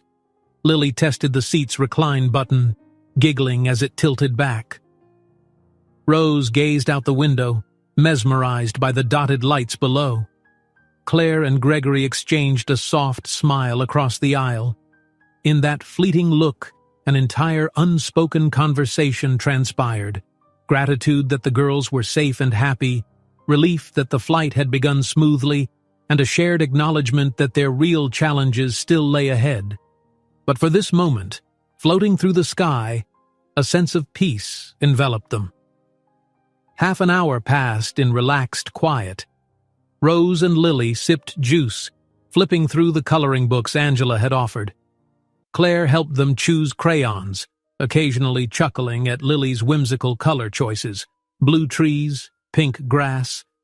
Gregory closed his laptop, having briefly glanced at business emails. Nothing pressing could outweigh the experience of witnessing the twins' first flight. Eventually, the hum of the engines and the gently dimmed lights lulled Lily's eyelids downward. She drifted off, snuggled under a fleecy blanket. Rose soon followed, her head lolling against Claire's arm. The peaceful sight of the sleeping twins melted away any lingering tension. Claire carefully shifted them so they'd be comfortable, then exhaled softly. She glanced at Gregory. In the muted overhead glow, she could see the lines of fatigue around his eyes.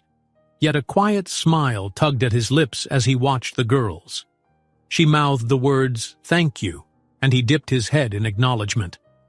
Rising from her seat, Claire moved carefully toward Gregory's side, mindful not to wake the children. She lowered her voice to a whisper. "They're so calm. I can't believe they managed all this without a meltdown."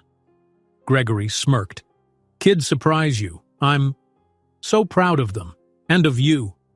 He paused, gaze flicking to Rose and Lily's sleeping forms. "Claire, I know we're stepping into unknown territory, but I'm glad we're doing it together." Her throat tightened. She placed a hand on the seat back for balance, feeling the aircraft's subtle vibrations. "Me too," she managed. "Whatever happens next, at least we're being honest this time." "Agreed." He reached up to gently tap her hand with his fingertips, a feather-light gesture of solidarity. Then, as though remembering a boundary, he withdrew. "We'll land in just a couple of hours. I have a car waiting to take us into the city." Claire nodded, nerves fluttering in her stomach at the thought of entering a high-rise or fancy apartment building. She reminded herself that everything was about the children. If she had to conquer her discomfort about money or status to give them stability, she would do it. She settled back into her seat. Outside the window, stars shimmered in the night sky. Down below, city lights formed branching rivers of gold and white. In her lap, Lily shifted, unconsciously clinging to her mother's arm. Claire stroked the child's hair, finding unexpected solace in the quiet hum of the plane. In that hush, she realized how far they had come in a short span of time. The morning started with a swirl of questions, yet here they were, mid-flight, forging a path toward something new and precariously hopeful. Claire glanced at Gregory, who seemed to sense her gaze and offered a small, reassuring nod. She exhaled, letting the plane's steady course anchor her racing thoughts. Yes, tomorrow would bring fresh worries. Logistics, big city chaos, the challenge of forging a co-parenting routine. But tonight, as the jet glided through the sky, she allowed herself to believe in the possibility of a future not defined by fear or regret, but by the love they both felt for the children now dozing under soft blankets. With that fragile trust, Claire leaned back and closed her eyes, letting the subdued lights and the lullaby of the engines cradle them onward. Meanwhile, the skyline of New York drew closer, beckoning them toward the next chapter of a story that once seemed irreparably broken, but was now, against all odds, being rewritten. Together. Touchdown came sooner than Claire expected. 1 minute, the cabin lights were low and tranquil, and the twins were sleeping soundly in their blankets. The next, the pilot's voice drifted through the intercom, announcing that they would soon begin their descent into Teterboro Airport. Claire blinked groggily, taking a moment to remember where she was, and, more importantly, the reason she was here at all. Across the aisle, Gregory tucked away his laptop, then glanced up at Claire with quiet anticipation. Lily stirred first, rubbing her eyes. She looked around in confusion before memory clicked, and a sleepy grin slid across her face. Rose woke next, a deep yawn bunching her shoulders as she stretched under the blanket. "Are we here?" Lily mumbled, her voice still clouded by slumber. "Almost," Claire replied softly, brushing some stray hairs back from Lily's forehead. "We'll land in a few minutes." Gregory could see the twinge of worry crossing their daughters' faces. Children often didn't like abrupt changes. "Hey," he said gently, leaning toward them. "Once we're on the ground, we'll take a car to my apartment. You can see where I live, maybe get a snack and some real rest. Sound good?" Both girls nodded, still dazed. Claire stifled her own nerves at the mention of Gregory's apartment. She had imagined the place many times, picturing something sleek and modern, possibly overlooking the city. How would it feel to step inside with 2 small children in tow? He'd insisted it was large enough to accommodate all of them temporarily, but she couldn't quell a whisper of discomfort at intruding on his personal space. The plane banked gently, city lights sparkling in the darkness below. Through the windows, Claire glimpsed the majestic Manhattan skyline in the distance, a row of towering silhouettes outlined against the night sky. Lily nudged Rose, pointing out the clusters of glittering lights with an excited whisper, and then, with a soft thunk of wheels against tarmac, they were down. Angela, the flight attendant, helped them gather blankets and carry-ons. In a matter of minutes, they were disembarking, stepping onto the small stairway leading to the private terminal. The cool New Jersey air felt sharp after the cabin's controlled temperature. Claire inhaled deeply, eyes flicking to the girls to ensure they handled the unfamiliar rush of noise and lights. Lily clutched Claire's hand while Rose trotted carefully by Gregory's side. Inside the terminal, a driver waited by a sleek black SUV ready to take them into the city. Gregory confirmed some final arrangements with his pilot, then ushered everyone into the car. The twins stared wide-eyed at the tinted windows and the spacious back seat. Claire settled between her daughters, thankful for the quiet hum of a vehicle that was clearly nicer than anything she'd ever hired in her old life. Soon, they were off. Highway lights and billboards streaked past, and Lily pressed her face to the glass, trying to take in every flicker of illumination. Claire felt Gregory's gaze on her from the front passenger seat. When she glanced up, he offered a small, encouraging nod as if to say, "It's all right to be overwhelmed. We're in this together." They crossed the George Washington Bridge, its iconic steel cables illuminated in blue-white glow. Lily gasped audibly, and Rose pulled out her toy plane, as though she wanted to show it the new scenery. Claire answered the girls' questions in hushed tones, while Gregory occasionally interjected with trivia about the city's bridges and tunnels. Despite the hour, pushing close to midnight, Manhattan was ablaze with lights. Cars zipped along wide avenues, neon signs gleamed, and towering buildings rose like silent giants on every side. The driver navigated smoothly through traffic. Claire caught herself staring upward, disoriented by the skyscrapers that loomed against a starless sky.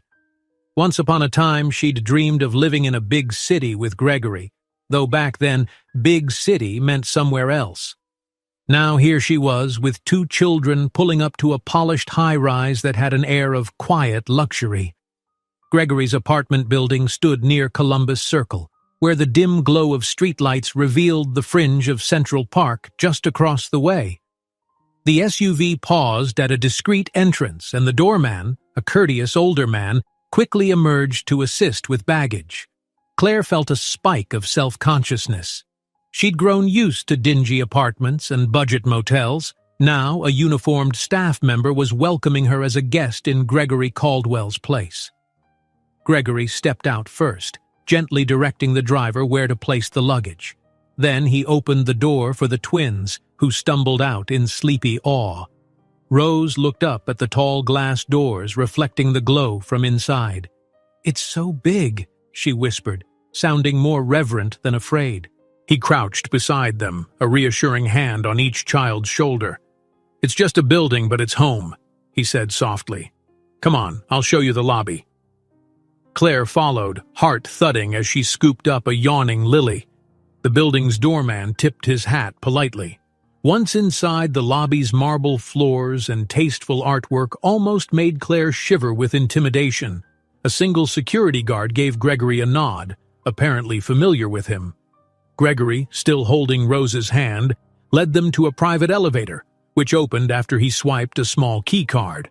Up they went, each passing floor ticked off in tiny lights above the elevator door. Lily let out a soft yawn against Claire's shoulder. Rose clung to Gregory's pant leg, her expression torn between excitement and exhaustion. Claire silently absorbed the sheen of sophistication, muted music, plush carpeting, and that faint hint of flowers that fancy buildings always seem to maintain. Finally, the elevator opened into a quietly lit foyer. Gregory stepped out, punching in a code on a sleek keypad by the door. It slid open onto a spacious living room with floor-to-ceiling windows. Claire's breath caught. New York at midnight shone through that glass like a jewel-encrusted tapestry. The twins, now fully alert again, waddled in, gazing around at the high ceilings and polished wood floors. "Wow," Lily said, eyes wide. "Wow indeed," echoed Rose, though her voice was hushed in a kind of reverent awe. Claire's gaze swept over the stylish but understated furniture, a blend of comfort and modern design. A large sofa faced the windows, and along the side wall, built-in shelves held books and a few personal mementos. The place was immaculate, not in an unwelcoming way, but definitely pristine. Gregory cleared his throat. "Make yourselves at home." he said, forcing a casual tone. There are 2 guest bedrooms. They're not set up for kids, but they're comfortable. Tomorrow we can buy anything you need. Extra blankets, toys, clothes, whatever. Claire nodded, warmth creeping into her cheeks. Thank you. She tried not to gawk at the refined decor. Just a few days ago, she was trying to figure out how to pay next month's rent. Now, she stood in a living space that practically whispered money and success.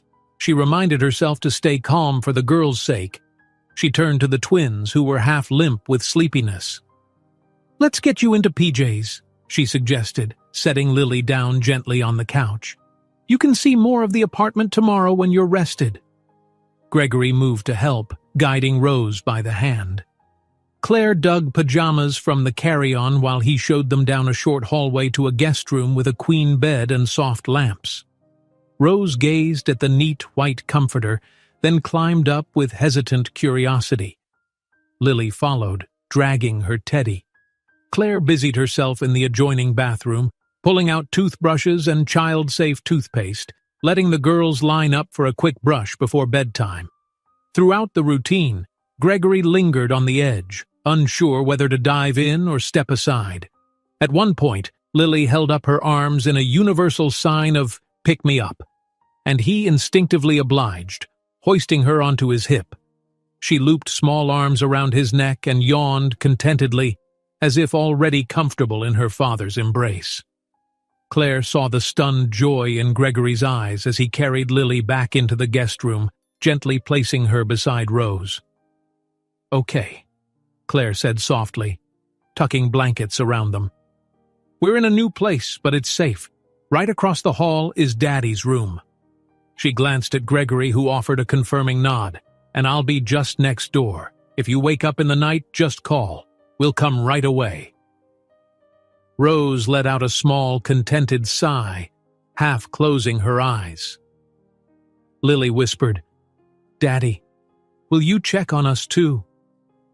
Her voice carried that fragile innocence, as though needing final assurance. Gregory stroked her hair, heart full. Yes, I promise. I'll come check. Now get some sleep, you two. Within minutes, the twins succumbed to their exhaustion, warm under the blankets.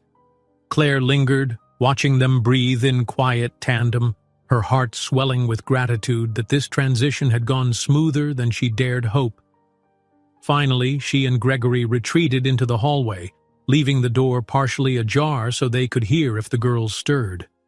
They stepped back into the living room.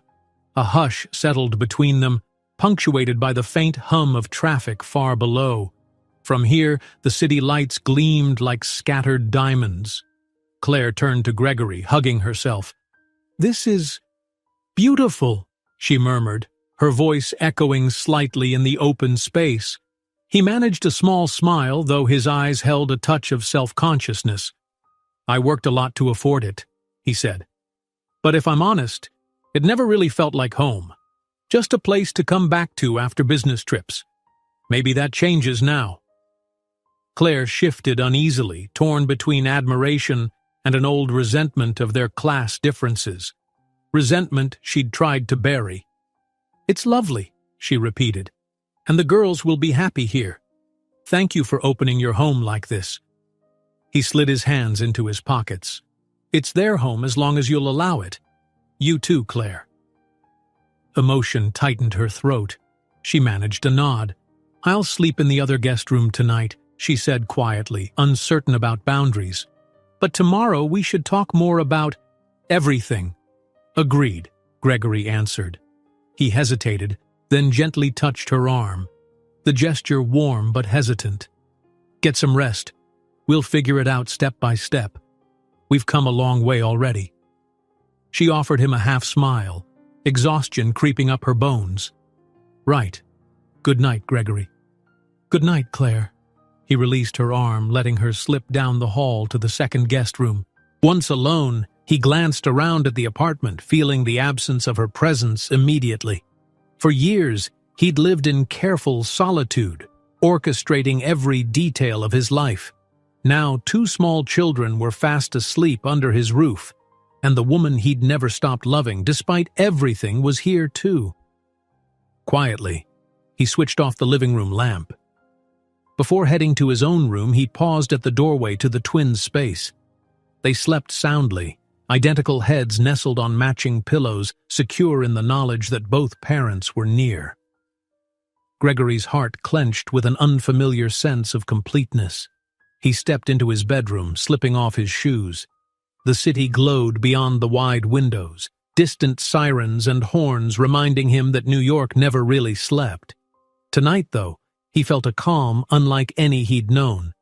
He vowed that when morning came, he would start forging a life that included Claire and the girls in every sense, a life that might finally fill that silent ache he'd carried for years.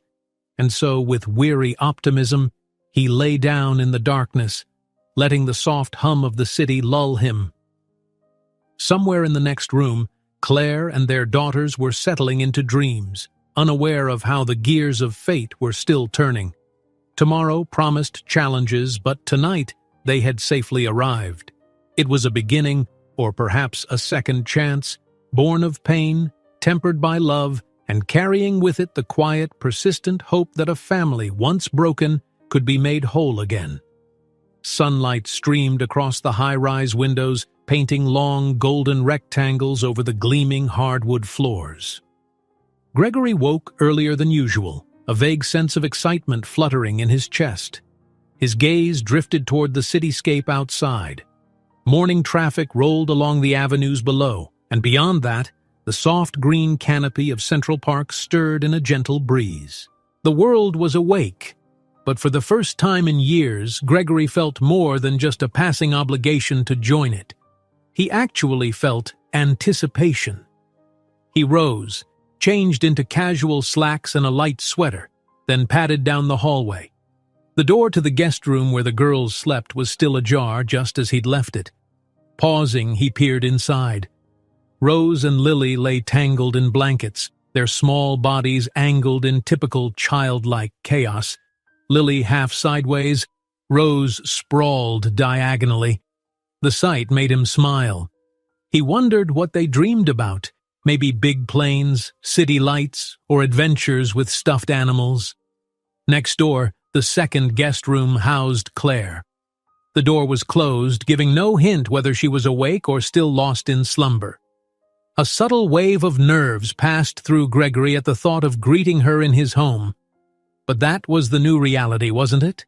He was no longer alone, no longer simply the wealthy bachelor CEO. He was a father, and possibly more if he and Claire could ever mend old wounds. A faint sigh behind him made him turn. Standing there in the hallway was Lily, wide-eyed, hair tousled from sleep. Her pajama top hung a little crooked, and she hugged her teddy bear as though it were a protective charm. "Morning, Daddy," she said, voice hushed as though testing the word in this new environment. Gregory's heart squeezed. He dropped into a crouch so he'd be at her eye level. "Good morning, Lily. Did you sleep okay?" She nodded. "It's so quiet up here, but I like it. Is Rose still sleeping?" He motioned toward the guest room. "She's there, snoring away," he teased gently. "We can let her rest a bit longer, or we can wake her if you like." Lily scrunched her nose thoughtfully. "Let her sleep. She always gets cranky if I wake her up too soon," she announced with the earnest authority of a twin who knew her sister's habits all too well. Gregory stifled a chuckle. "All right. Are you hungry? We can find something for breakfast." She brightened instantly. "Yes! Mommy says breakfast is the best meal." Her eyes darted around, taking in the unfamiliar corridor. "Where's the kitchen?" He led her down the hallway to the open-concept living space. Floor-to-ceiling windows gleamed, revealing the city awash in morning light. Lily paused near the glass, mesmerized by the moving cars and bustling pedestrians below. "Wow," she murmured. "They look like little ants." Gregory remembered being a child himself, gazing down from tall buildings with that same awe.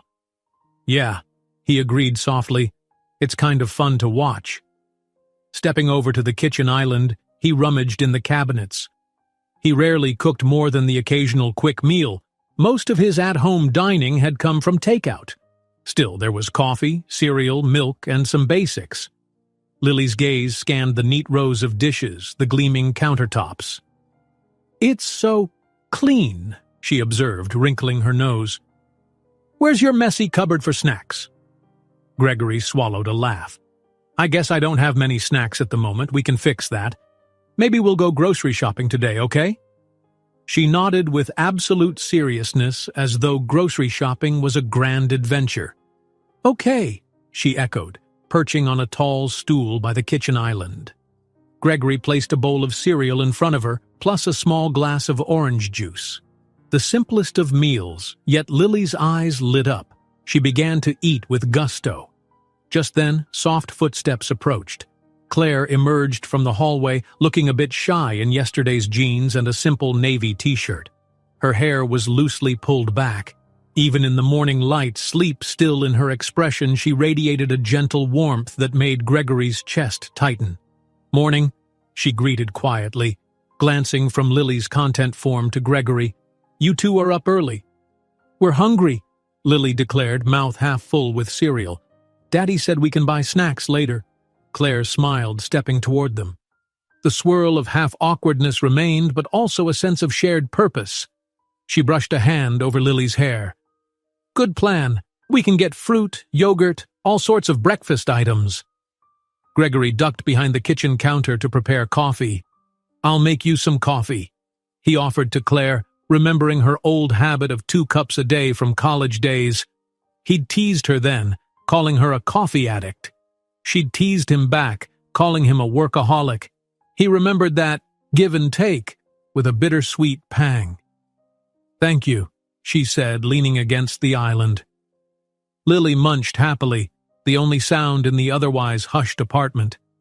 Claire glanced toward the hallway. "Is Rose still asleep?" "Out like a light," Gregory replied, pouring hot water into the coffee machine's reservoir. He pressed a switch and the machine began to drip aromatic brew. "We can give her a few more minutes, or Lily can do the honors of waking her if she wants," he added, winking at Lily. Lily considered that with the same serious air she'd used before. Not yet, she decided, taking another spoonful of cereal. She might get cranky.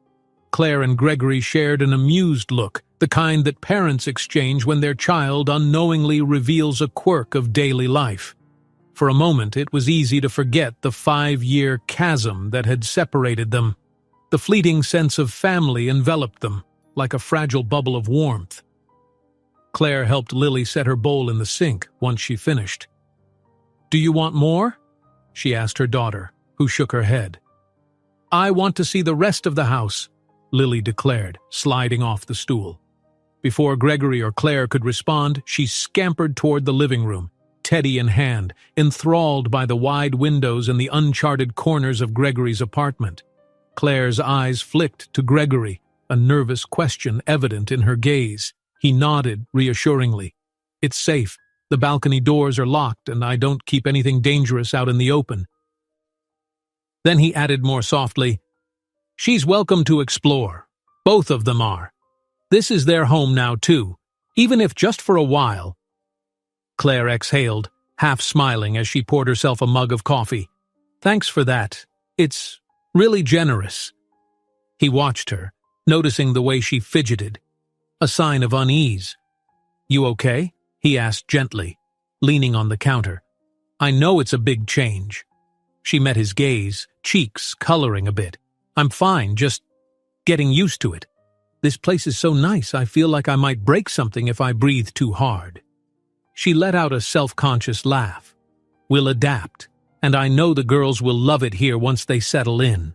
Gregory's mouth quirked in empathy. "We'll get used to it together. If there's anything you need, furniture or kid-proofing the place, I'll handle it." She gave a small nod, sipping coffee. The moment stretched, a tension of unspoken feelings simmering beneath the surface. Claire cleared her throat, changing the subject. "What about you? Work, your schedule? You're used to being alone. Now you've got 3 extra bodies around." "I've already let my team know I'll be light on meetings for a few days, At least while we settle you and the girls, Gregory replied. A flicker of guilt passed his features. He was used to living on a meticulously planned itinerary. But I want to be present for them, for you, as much as possible. My CFO can handle the day-to-day for now. Claire mulled that over. I appreciate it. We'll have to figure out a routine. Preschool might not be an immediate option if the girls stay here. I can keep them home or find a short-term program. They were so close to finishing the year back in our old place. She trailed off, realizing how complicated it was to uproot them mid-semester. Gregory was about to respond when the sound of small footsteps pattered from the hallway, accompanied by a groggy voice. Rose had emerged, evidently woken on her own. She stood, blinking at them in mild confusion. Lily popped up from behind the couch with a squeal of triumph. "You're awake!" Lily rushed to her twin's side, proclaiming the existence of cereal and a big window that shows the whole city. Gregory poured another bowl of cereal, this time for Rose, who rubbed her eyes and climbed onto a stool. "Morning," she mumbled. "Where's Mommy?" "Right here," Claire said, sliding over to give her a hug. "How are you feeling, baby?" Rose shrugged. "Good, I guess," she said around a yawn. Then she peered at Gregory. "Is this your kitchen, Daddy?" The directness jolted him again, yet he smiled. "Yes," he said, placing the cereal bowl in front of her. "But it's yours now, too. Help yourself, okay?" Rose's lips curved into a small smile. She took a spoonful, eyes still adjusting to the bright morning. Meanwhile, Lily bounded around, apparently re-energized, pointing out each feature of the living room. The big TV mounted on the wall, the plush rug, the shelf of books. "Where are your toys?" she demanded, as if the concept of a grown-up living space with minimal clutter was baffling. Gregory stifled a smile. I don't have many toys," he admitted. "But we can change that. Would you two like to go shopping today?" He shot Claire a questioning glance. Was it too soon? But she nodded, quietly relieved he was taking the initiative to help the twins acclimate. Lily burst into excited chatter about stuffed animals, while Rose added that she wanted coloring books and maybe some puzzles, too. "We can do all of that," Claire confirmed, setting down her coffee mug. "We should also pick up clothes if we're staying in the city for a while. I only packed a few outfits for the girls, not expecting, well, this turn of events." Gregory's tone was resolute. "We'll handle it. I'll arrange for a car to drive us around. Let's get everything you need." Claire realized how quickly her life had pivoted from pinching pennies to hearing Gregory speak casually of arranging cars and getting everything. Yet seeing the twins so animated, no longer anxious, eased her misgivings. This was their father, offering them stability. She'd spent 5 years wishing she could provide them more, even as she dreaded the day Gregory discovered the truth. Now that day had arrived, and it was turning out better than she dared hope. "Okay," she whispered, half to herself, half to him. "Let's do it, one step at a time." He caught her eye, the warmth in his gaze echoing that same sentiment. They had a long road ahead, navigating co-parenting, reconciling old hurts, but for this morning, the plan was simple: breakfast, laughter, and a trip to find a few more creature comforts for Rose and Lily. It felt almost normal, maybe even a little bit like the family life they'd once imagined, back when everything was just a hopeful dream. Claire pushed away the swirl of memories, focusing on the here and now. Lily scampered back to the window, enthralled once more with the city unfolding outside.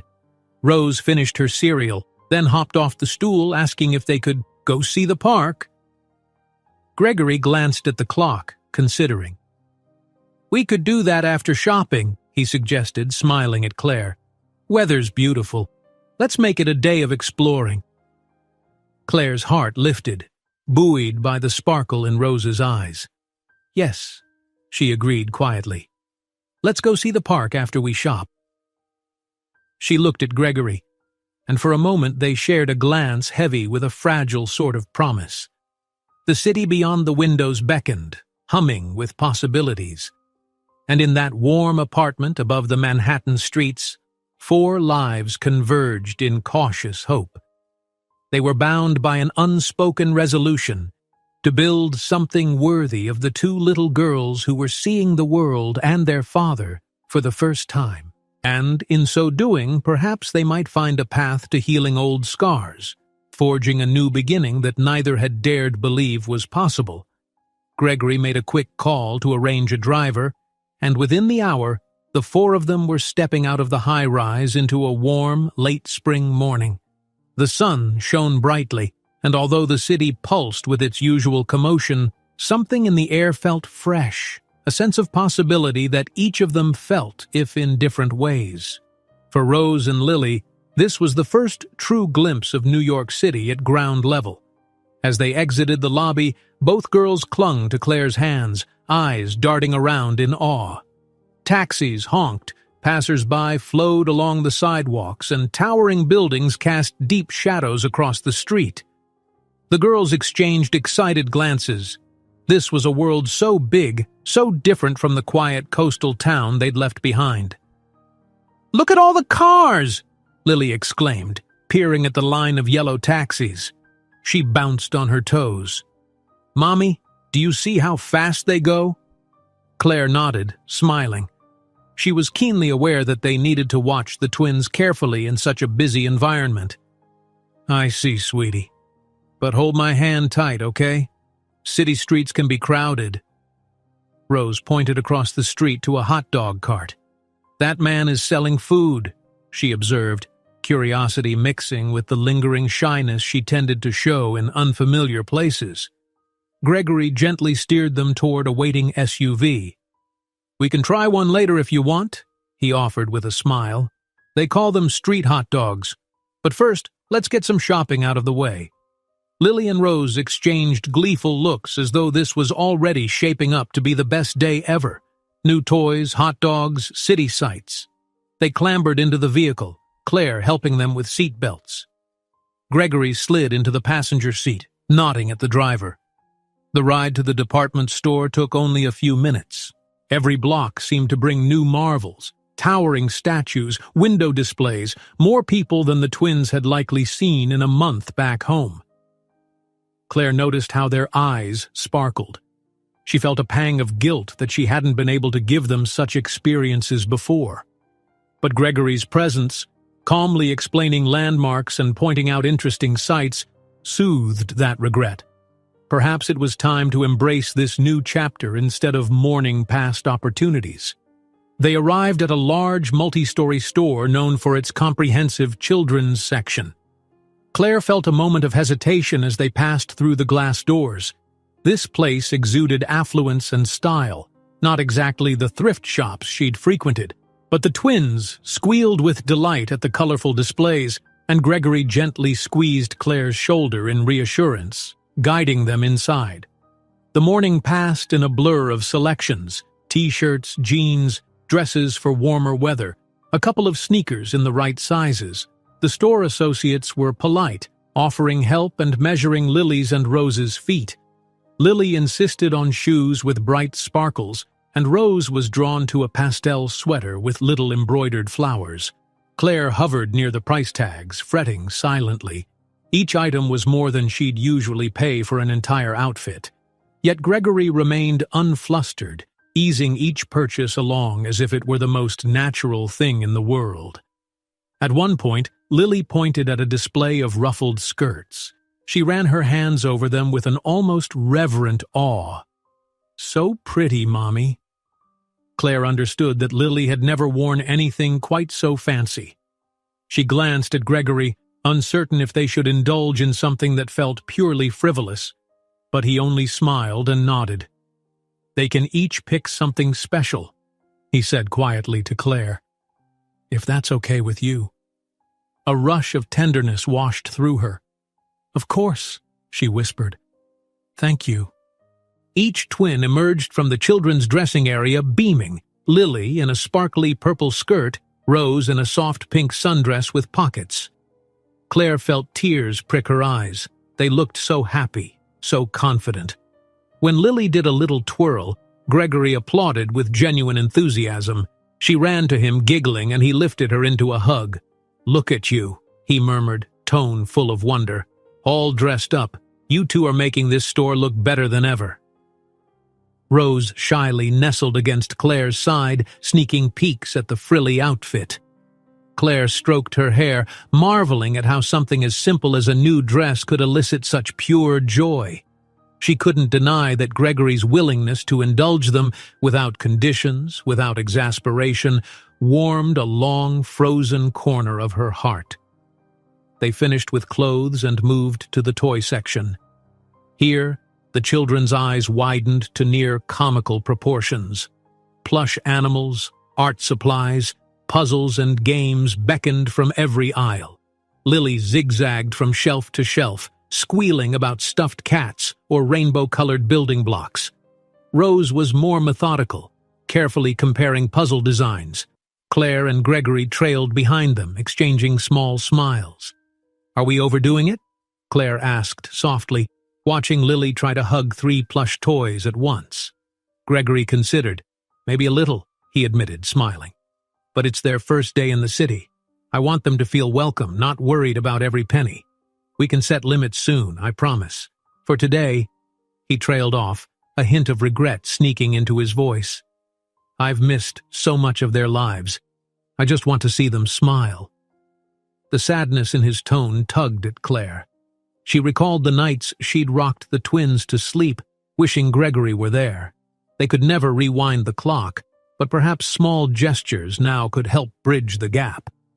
"Then let's let them choose a few favorites," she said, placing a hand briefly on his arm. "We'll take it slow after that."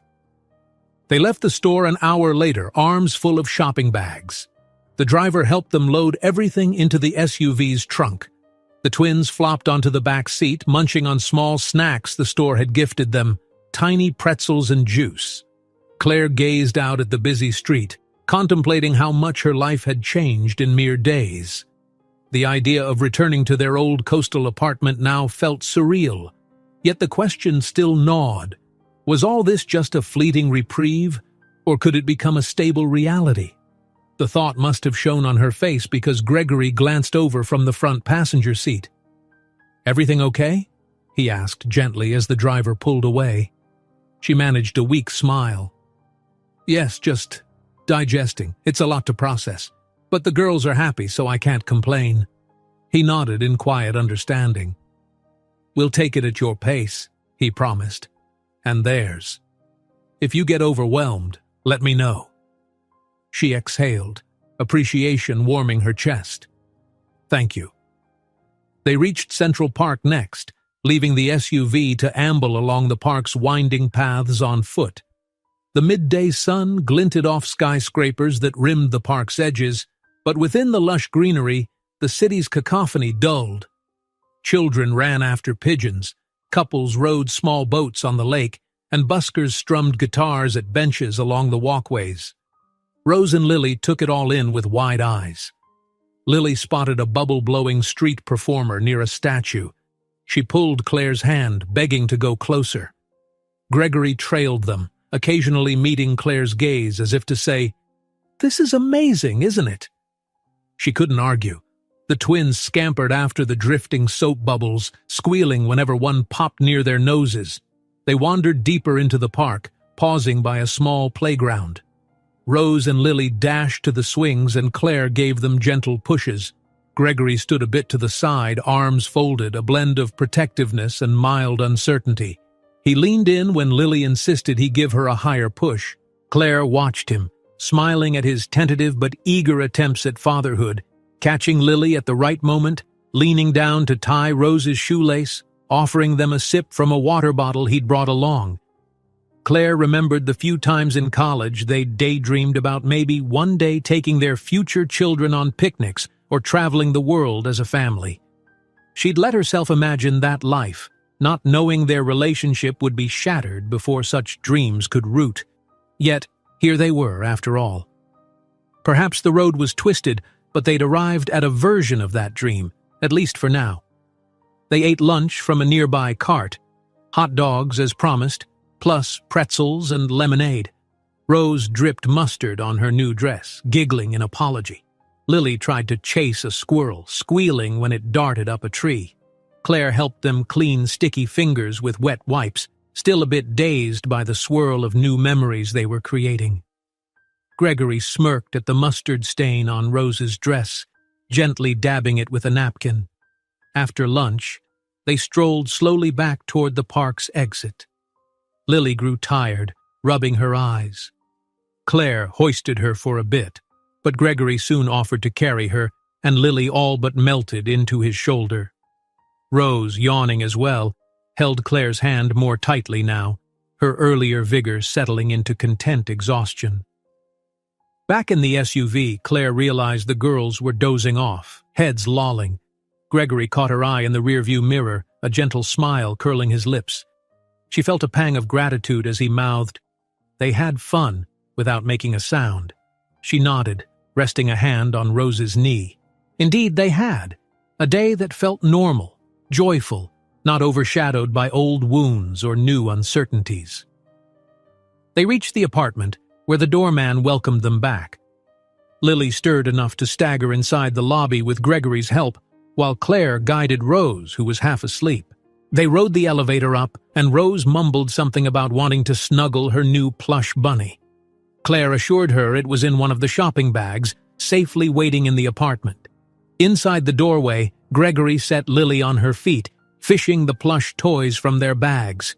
The twins were too drained to fully enjoy them now, though Lily did clutch her new stuffed cat before trudging off to the guest room. Claire walked Rose to the same bedroom, helping her change out of the mustard-stained dress and into comfy clothes. Once both girls were settled for a late afternoon nap, Claire stepped back into the living area. Gregory stood by the windows, gazing out at the city. He turned when he heard her, shoulders relaxing. "They're asleep?" he asked. She nodded. "Yes, I think the excitement wore them out." He offered a soft chuckle, motioning to the couch. "Come sit. We can finally talk, maybe plan out the next few days, or just breathe." Grateful for the reprieve, Claire sank onto the couch, the cushions plush beneath her. Gregory took a seat a respectful distance away, leaning his elbows on his knees. Through the window, Manhattan sprawled in a sunlit panorama. Traffic hummed below like a distant current, carrying on the city's perpetual dance. Claire glanced down at her folded hands. "I'm glad they enjoyed today, but I still feel like I'm spinning. Are we staying here indefinitely, until we figure out something more permanent?" He studied her face, the concern etched there. "Only as long as you're comfortable. I can help you find a short-term rental if you'd prefer your own place. You could also stay here for a while and see how it works. There's plenty of room." Her mind teemed with uncertainties. "The girls need stability. I don't want to bounce around, but I also don't want to invade your space." She met his gaze, a flush coloring her cheeks. "I mean, it's one thing to have us as guests for a few nights, but longer?" Gregory inhaled. He'd spent so many years alone that the sudden presence of a family under his roof was disorienting, yes, but also fulfilling. "Claire, you're not invading," he said quietly. "This is their home as much as it's mine. And you belong here too if you want to." Her chest constricted with emotion. She recalled the nights she'd lain awake, pregnant and terrified, wishing for his arms around her. Now, to be offered a place by his side, an open invitation, felt overwhelming, yet comforting. "I just need time," she managed, "to adjust, to make sense of all this." He nodded in understanding. "Take all the time you need. We can even set up a schedule. Days the girls spend here, nights you might want to have just you three alone somewhere else, though I admit I'd prefer to see them daily." He paused, a rawness entering his voice. "I'm not exactly an expert father, but I'm learning. Today was incredible." Claire felt a rush of empathy. "You're doing great," she murmured. "They adore you already." His gaze dropped, a faint tremor in his exhale. I love them," he said so quietly it was almost swallowed by the hush of the apartment. "I knew the moment they called me Daddy in that lounge. And every time I see them, well, it's like a piece of me I never realized was missing has slotted into place." Tears burned behind her eyes. She recalled how much guilt she'd harbored, denying him these moments. Gently she reached across the small gap between them, brushing her fingertips over his hand. "I'm sorry for taking that from you," she whispered. "If I could change it." He turned his hand to clasp hers, the contact warm. "I know," he interrupted softly, his tone void of accusation. "Let's not let regret overshadow what we have now. The girls need us to look forward, not back." She swallowed, nodding. "Yes, you're right." They lapsed into a contemplative silence, hands still loosely linked. Outside, sunbeams lengthened, casting golden stripes on the floor, as if marking the passage of a day that had carried them deeper into shared territory. For a moment, they simply breathed, united by a commitment to two small hearts sleeping in the next room, and perhaps to each other in ways they had only begun to explore. Eventually, Claire withdrew her hand, meeting his eyes with a small tentative smile. "Thank you," she repeated, her voice gentle. "For the clothes, the toys, and for today. It gave me hope." Gregory returned her smile. "Hope," he echoed quietly, as though tasting the word. "I think I feel it too." And so, as the sun settled behind the spires of Manhattan, they rose to check on their daughters. Laughter and worry and trust had intermingled throughout the day, forging a tentative bridge where once a chasm yawned. Tomorrow would bring new tests, more questions, deeper introspection. But for now, they found solace in the gentle rhythm of each other's presence, walking side by side into the corridor where two little girls lay napping, unaware that their joy had begun to heal wounds older than their short lives. Early evening draped the city in hues of dusky purple, headlights dancing across avenues, neon signs flickering to life. In Gregory's apartment, a gentle, expectant atmosphere settled. After a day spent exploring new wonders, from department store aisles to the serene corners of Central Park, Rose and Lily had awoken from their nap bright-eyed and full of tales to recount. They buzzed around the living room, re-examining their new clothes and stuffed toys as though rediscovering hidden treasures. Claire joined them on the couch, flipping through picture books they had just acquired. Lily crawled into her lap, occasionally exclaiming, "Look, Mommy, this one has stickers!" while Rose nestled close to her sister, surveying every colorful page with rapt attention. Across the room, Gregory was clearing away the remains of a delivered dinner. Pizza boxes and salad containers that had been hastily consumed amid the girls' excited chatter. As he tidied up, he watched the small cluster of mother and daughters with a faint, contented smile. "Daddy?" Lily called, twisting around to face him. "Are we watching a movie tonight?" She had discovered his large TV and streaming apps, and the idea of picking something just for fun enthralled her. Gregory tossed the last pizza box into the trash and moved closer. "If you want," he said, making sure to catch Claire's eye in a silent question. "Is that okay?"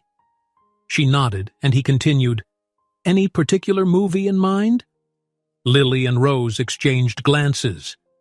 "A princess one," Lily exclaimed, while Rose added, "Or maybe something with animals." "How about both?" Claire chimed in, offering a sly grin. "I think we can find a story about a princess who talks to animals." The twins clapped, squealing in delight. Gregory chuckled and grabbed the remote.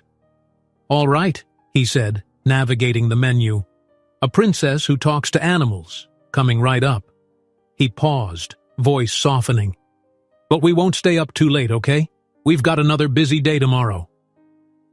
The girls agreed, eyes shining with the joyful thrill of new traditions.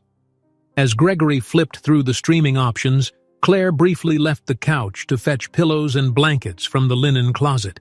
She arranged them on the living room floor, creating a makeshift nest for the twins. Lily hopped over with her stuffed cat, settling in with a grin, while Rose snuggled next to her, Bunny clasped tight. Claire lowered herself beside them, and Gregory joined a moment later, taking a spot on the floor so they all formed a cozy ring around the TV. Soft music drifted from the opening scene, images of an animated castle, chirping birds, and a determined princess searching for her destiny. Lily gasped whenever the princess sang. Rose, wide-eyed, whispered predictions about the plot in Claire's ear. Meanwhile, Gregory found himself captivated less by the movie and more by the sight of this impromptu family movie night. The hush of the apartment, the girls' enraptured giggles, Claire leaning in to help Lily follow the story. This was a glimpse into a life he'd once believed out of reach. As the movie progressed, Lily nodded off first, lulled by the princess's lullaby. Rose followed not long after, her bunny slipping from her grasp. Claire gingerly lifted Lily to reposition her, while Gregory scooped Rose into his arms, mindful of her slumbering weight. They turned to each other with a quiet smile. "Bedtime," Claire whispered, turning off the TV. They rose, each cradling a daughter. The hallway lights cast soft shadows as they carried the sleeping twins to the guest room. Once there, they laid the girls under the covers, two warm, peaceful forms curled up in new pajamas. Claire tucked Lily's stuffed cat beside her, while Gregory nestled the bunny into Rose's arms. He paused before stepping away, lightly brushing a hand across Rose's forehead. Claire caught the wistful sadness in his eyes. That lost time between birth and now was a sorrow neither of them could fully erase. But at least in this moment they were together, doing what parents do, comforting their children, ensuring sweet dreams. Claire gestured for Gregory to follow her back into the living room so as not to wake the girls with any whispered conversation. He nodded, padding softly across the hall. In the living area, they dimmed the lights to a warm glow. The remnants of the movie's final frame still hovered on the screen, a stylized castle flickering before the credits. Gregory clicked the TV off. For a moment, they stood there, taking in the hush. New York's nightscape twinkled beyond the windows, millions of lights shining, each representing a life, a story. The reflection of those urban constellations danced across the hardwood floor, as if granting the scene a gentle enchantment. Claire exhaled slowly, feeling the full weight of the day. "You okay?" Gregory asked, voice low. She turned to him, arms folding in a self-hug. "Yes. It's just, everything is different now. I'm happy the girls love it here, but I'm also scared. So much has changed so fast." He nodded, coming a half-step closer. "I understand," he murmured. "I feel it too. I mean, I've run multi-million-dollar deals without blinking, but the idea of being responsible for two tiny humans and doing it right makes me question everything." He offered a hesitant smile. "I'm grateful you're here to guide them." She felt warmth at his acknowledgement. "They're lucky to have you," she said softly. "They'll come to rely on you as their father. It'll take time and consistency, but you've already shown you're up to the task." Silence settled again, electric with unresolved tension. Claire thought of their past, the arguments, the pain, the unspoken love that had always lingered behind it all. Now they stood, unexpectedly reunited, forging a daily life for their daughters. Would it remain purely co-parenting? Or was there space in their hearts to rekindle something deeper? Her voice trembled with honesty when she finally spoke.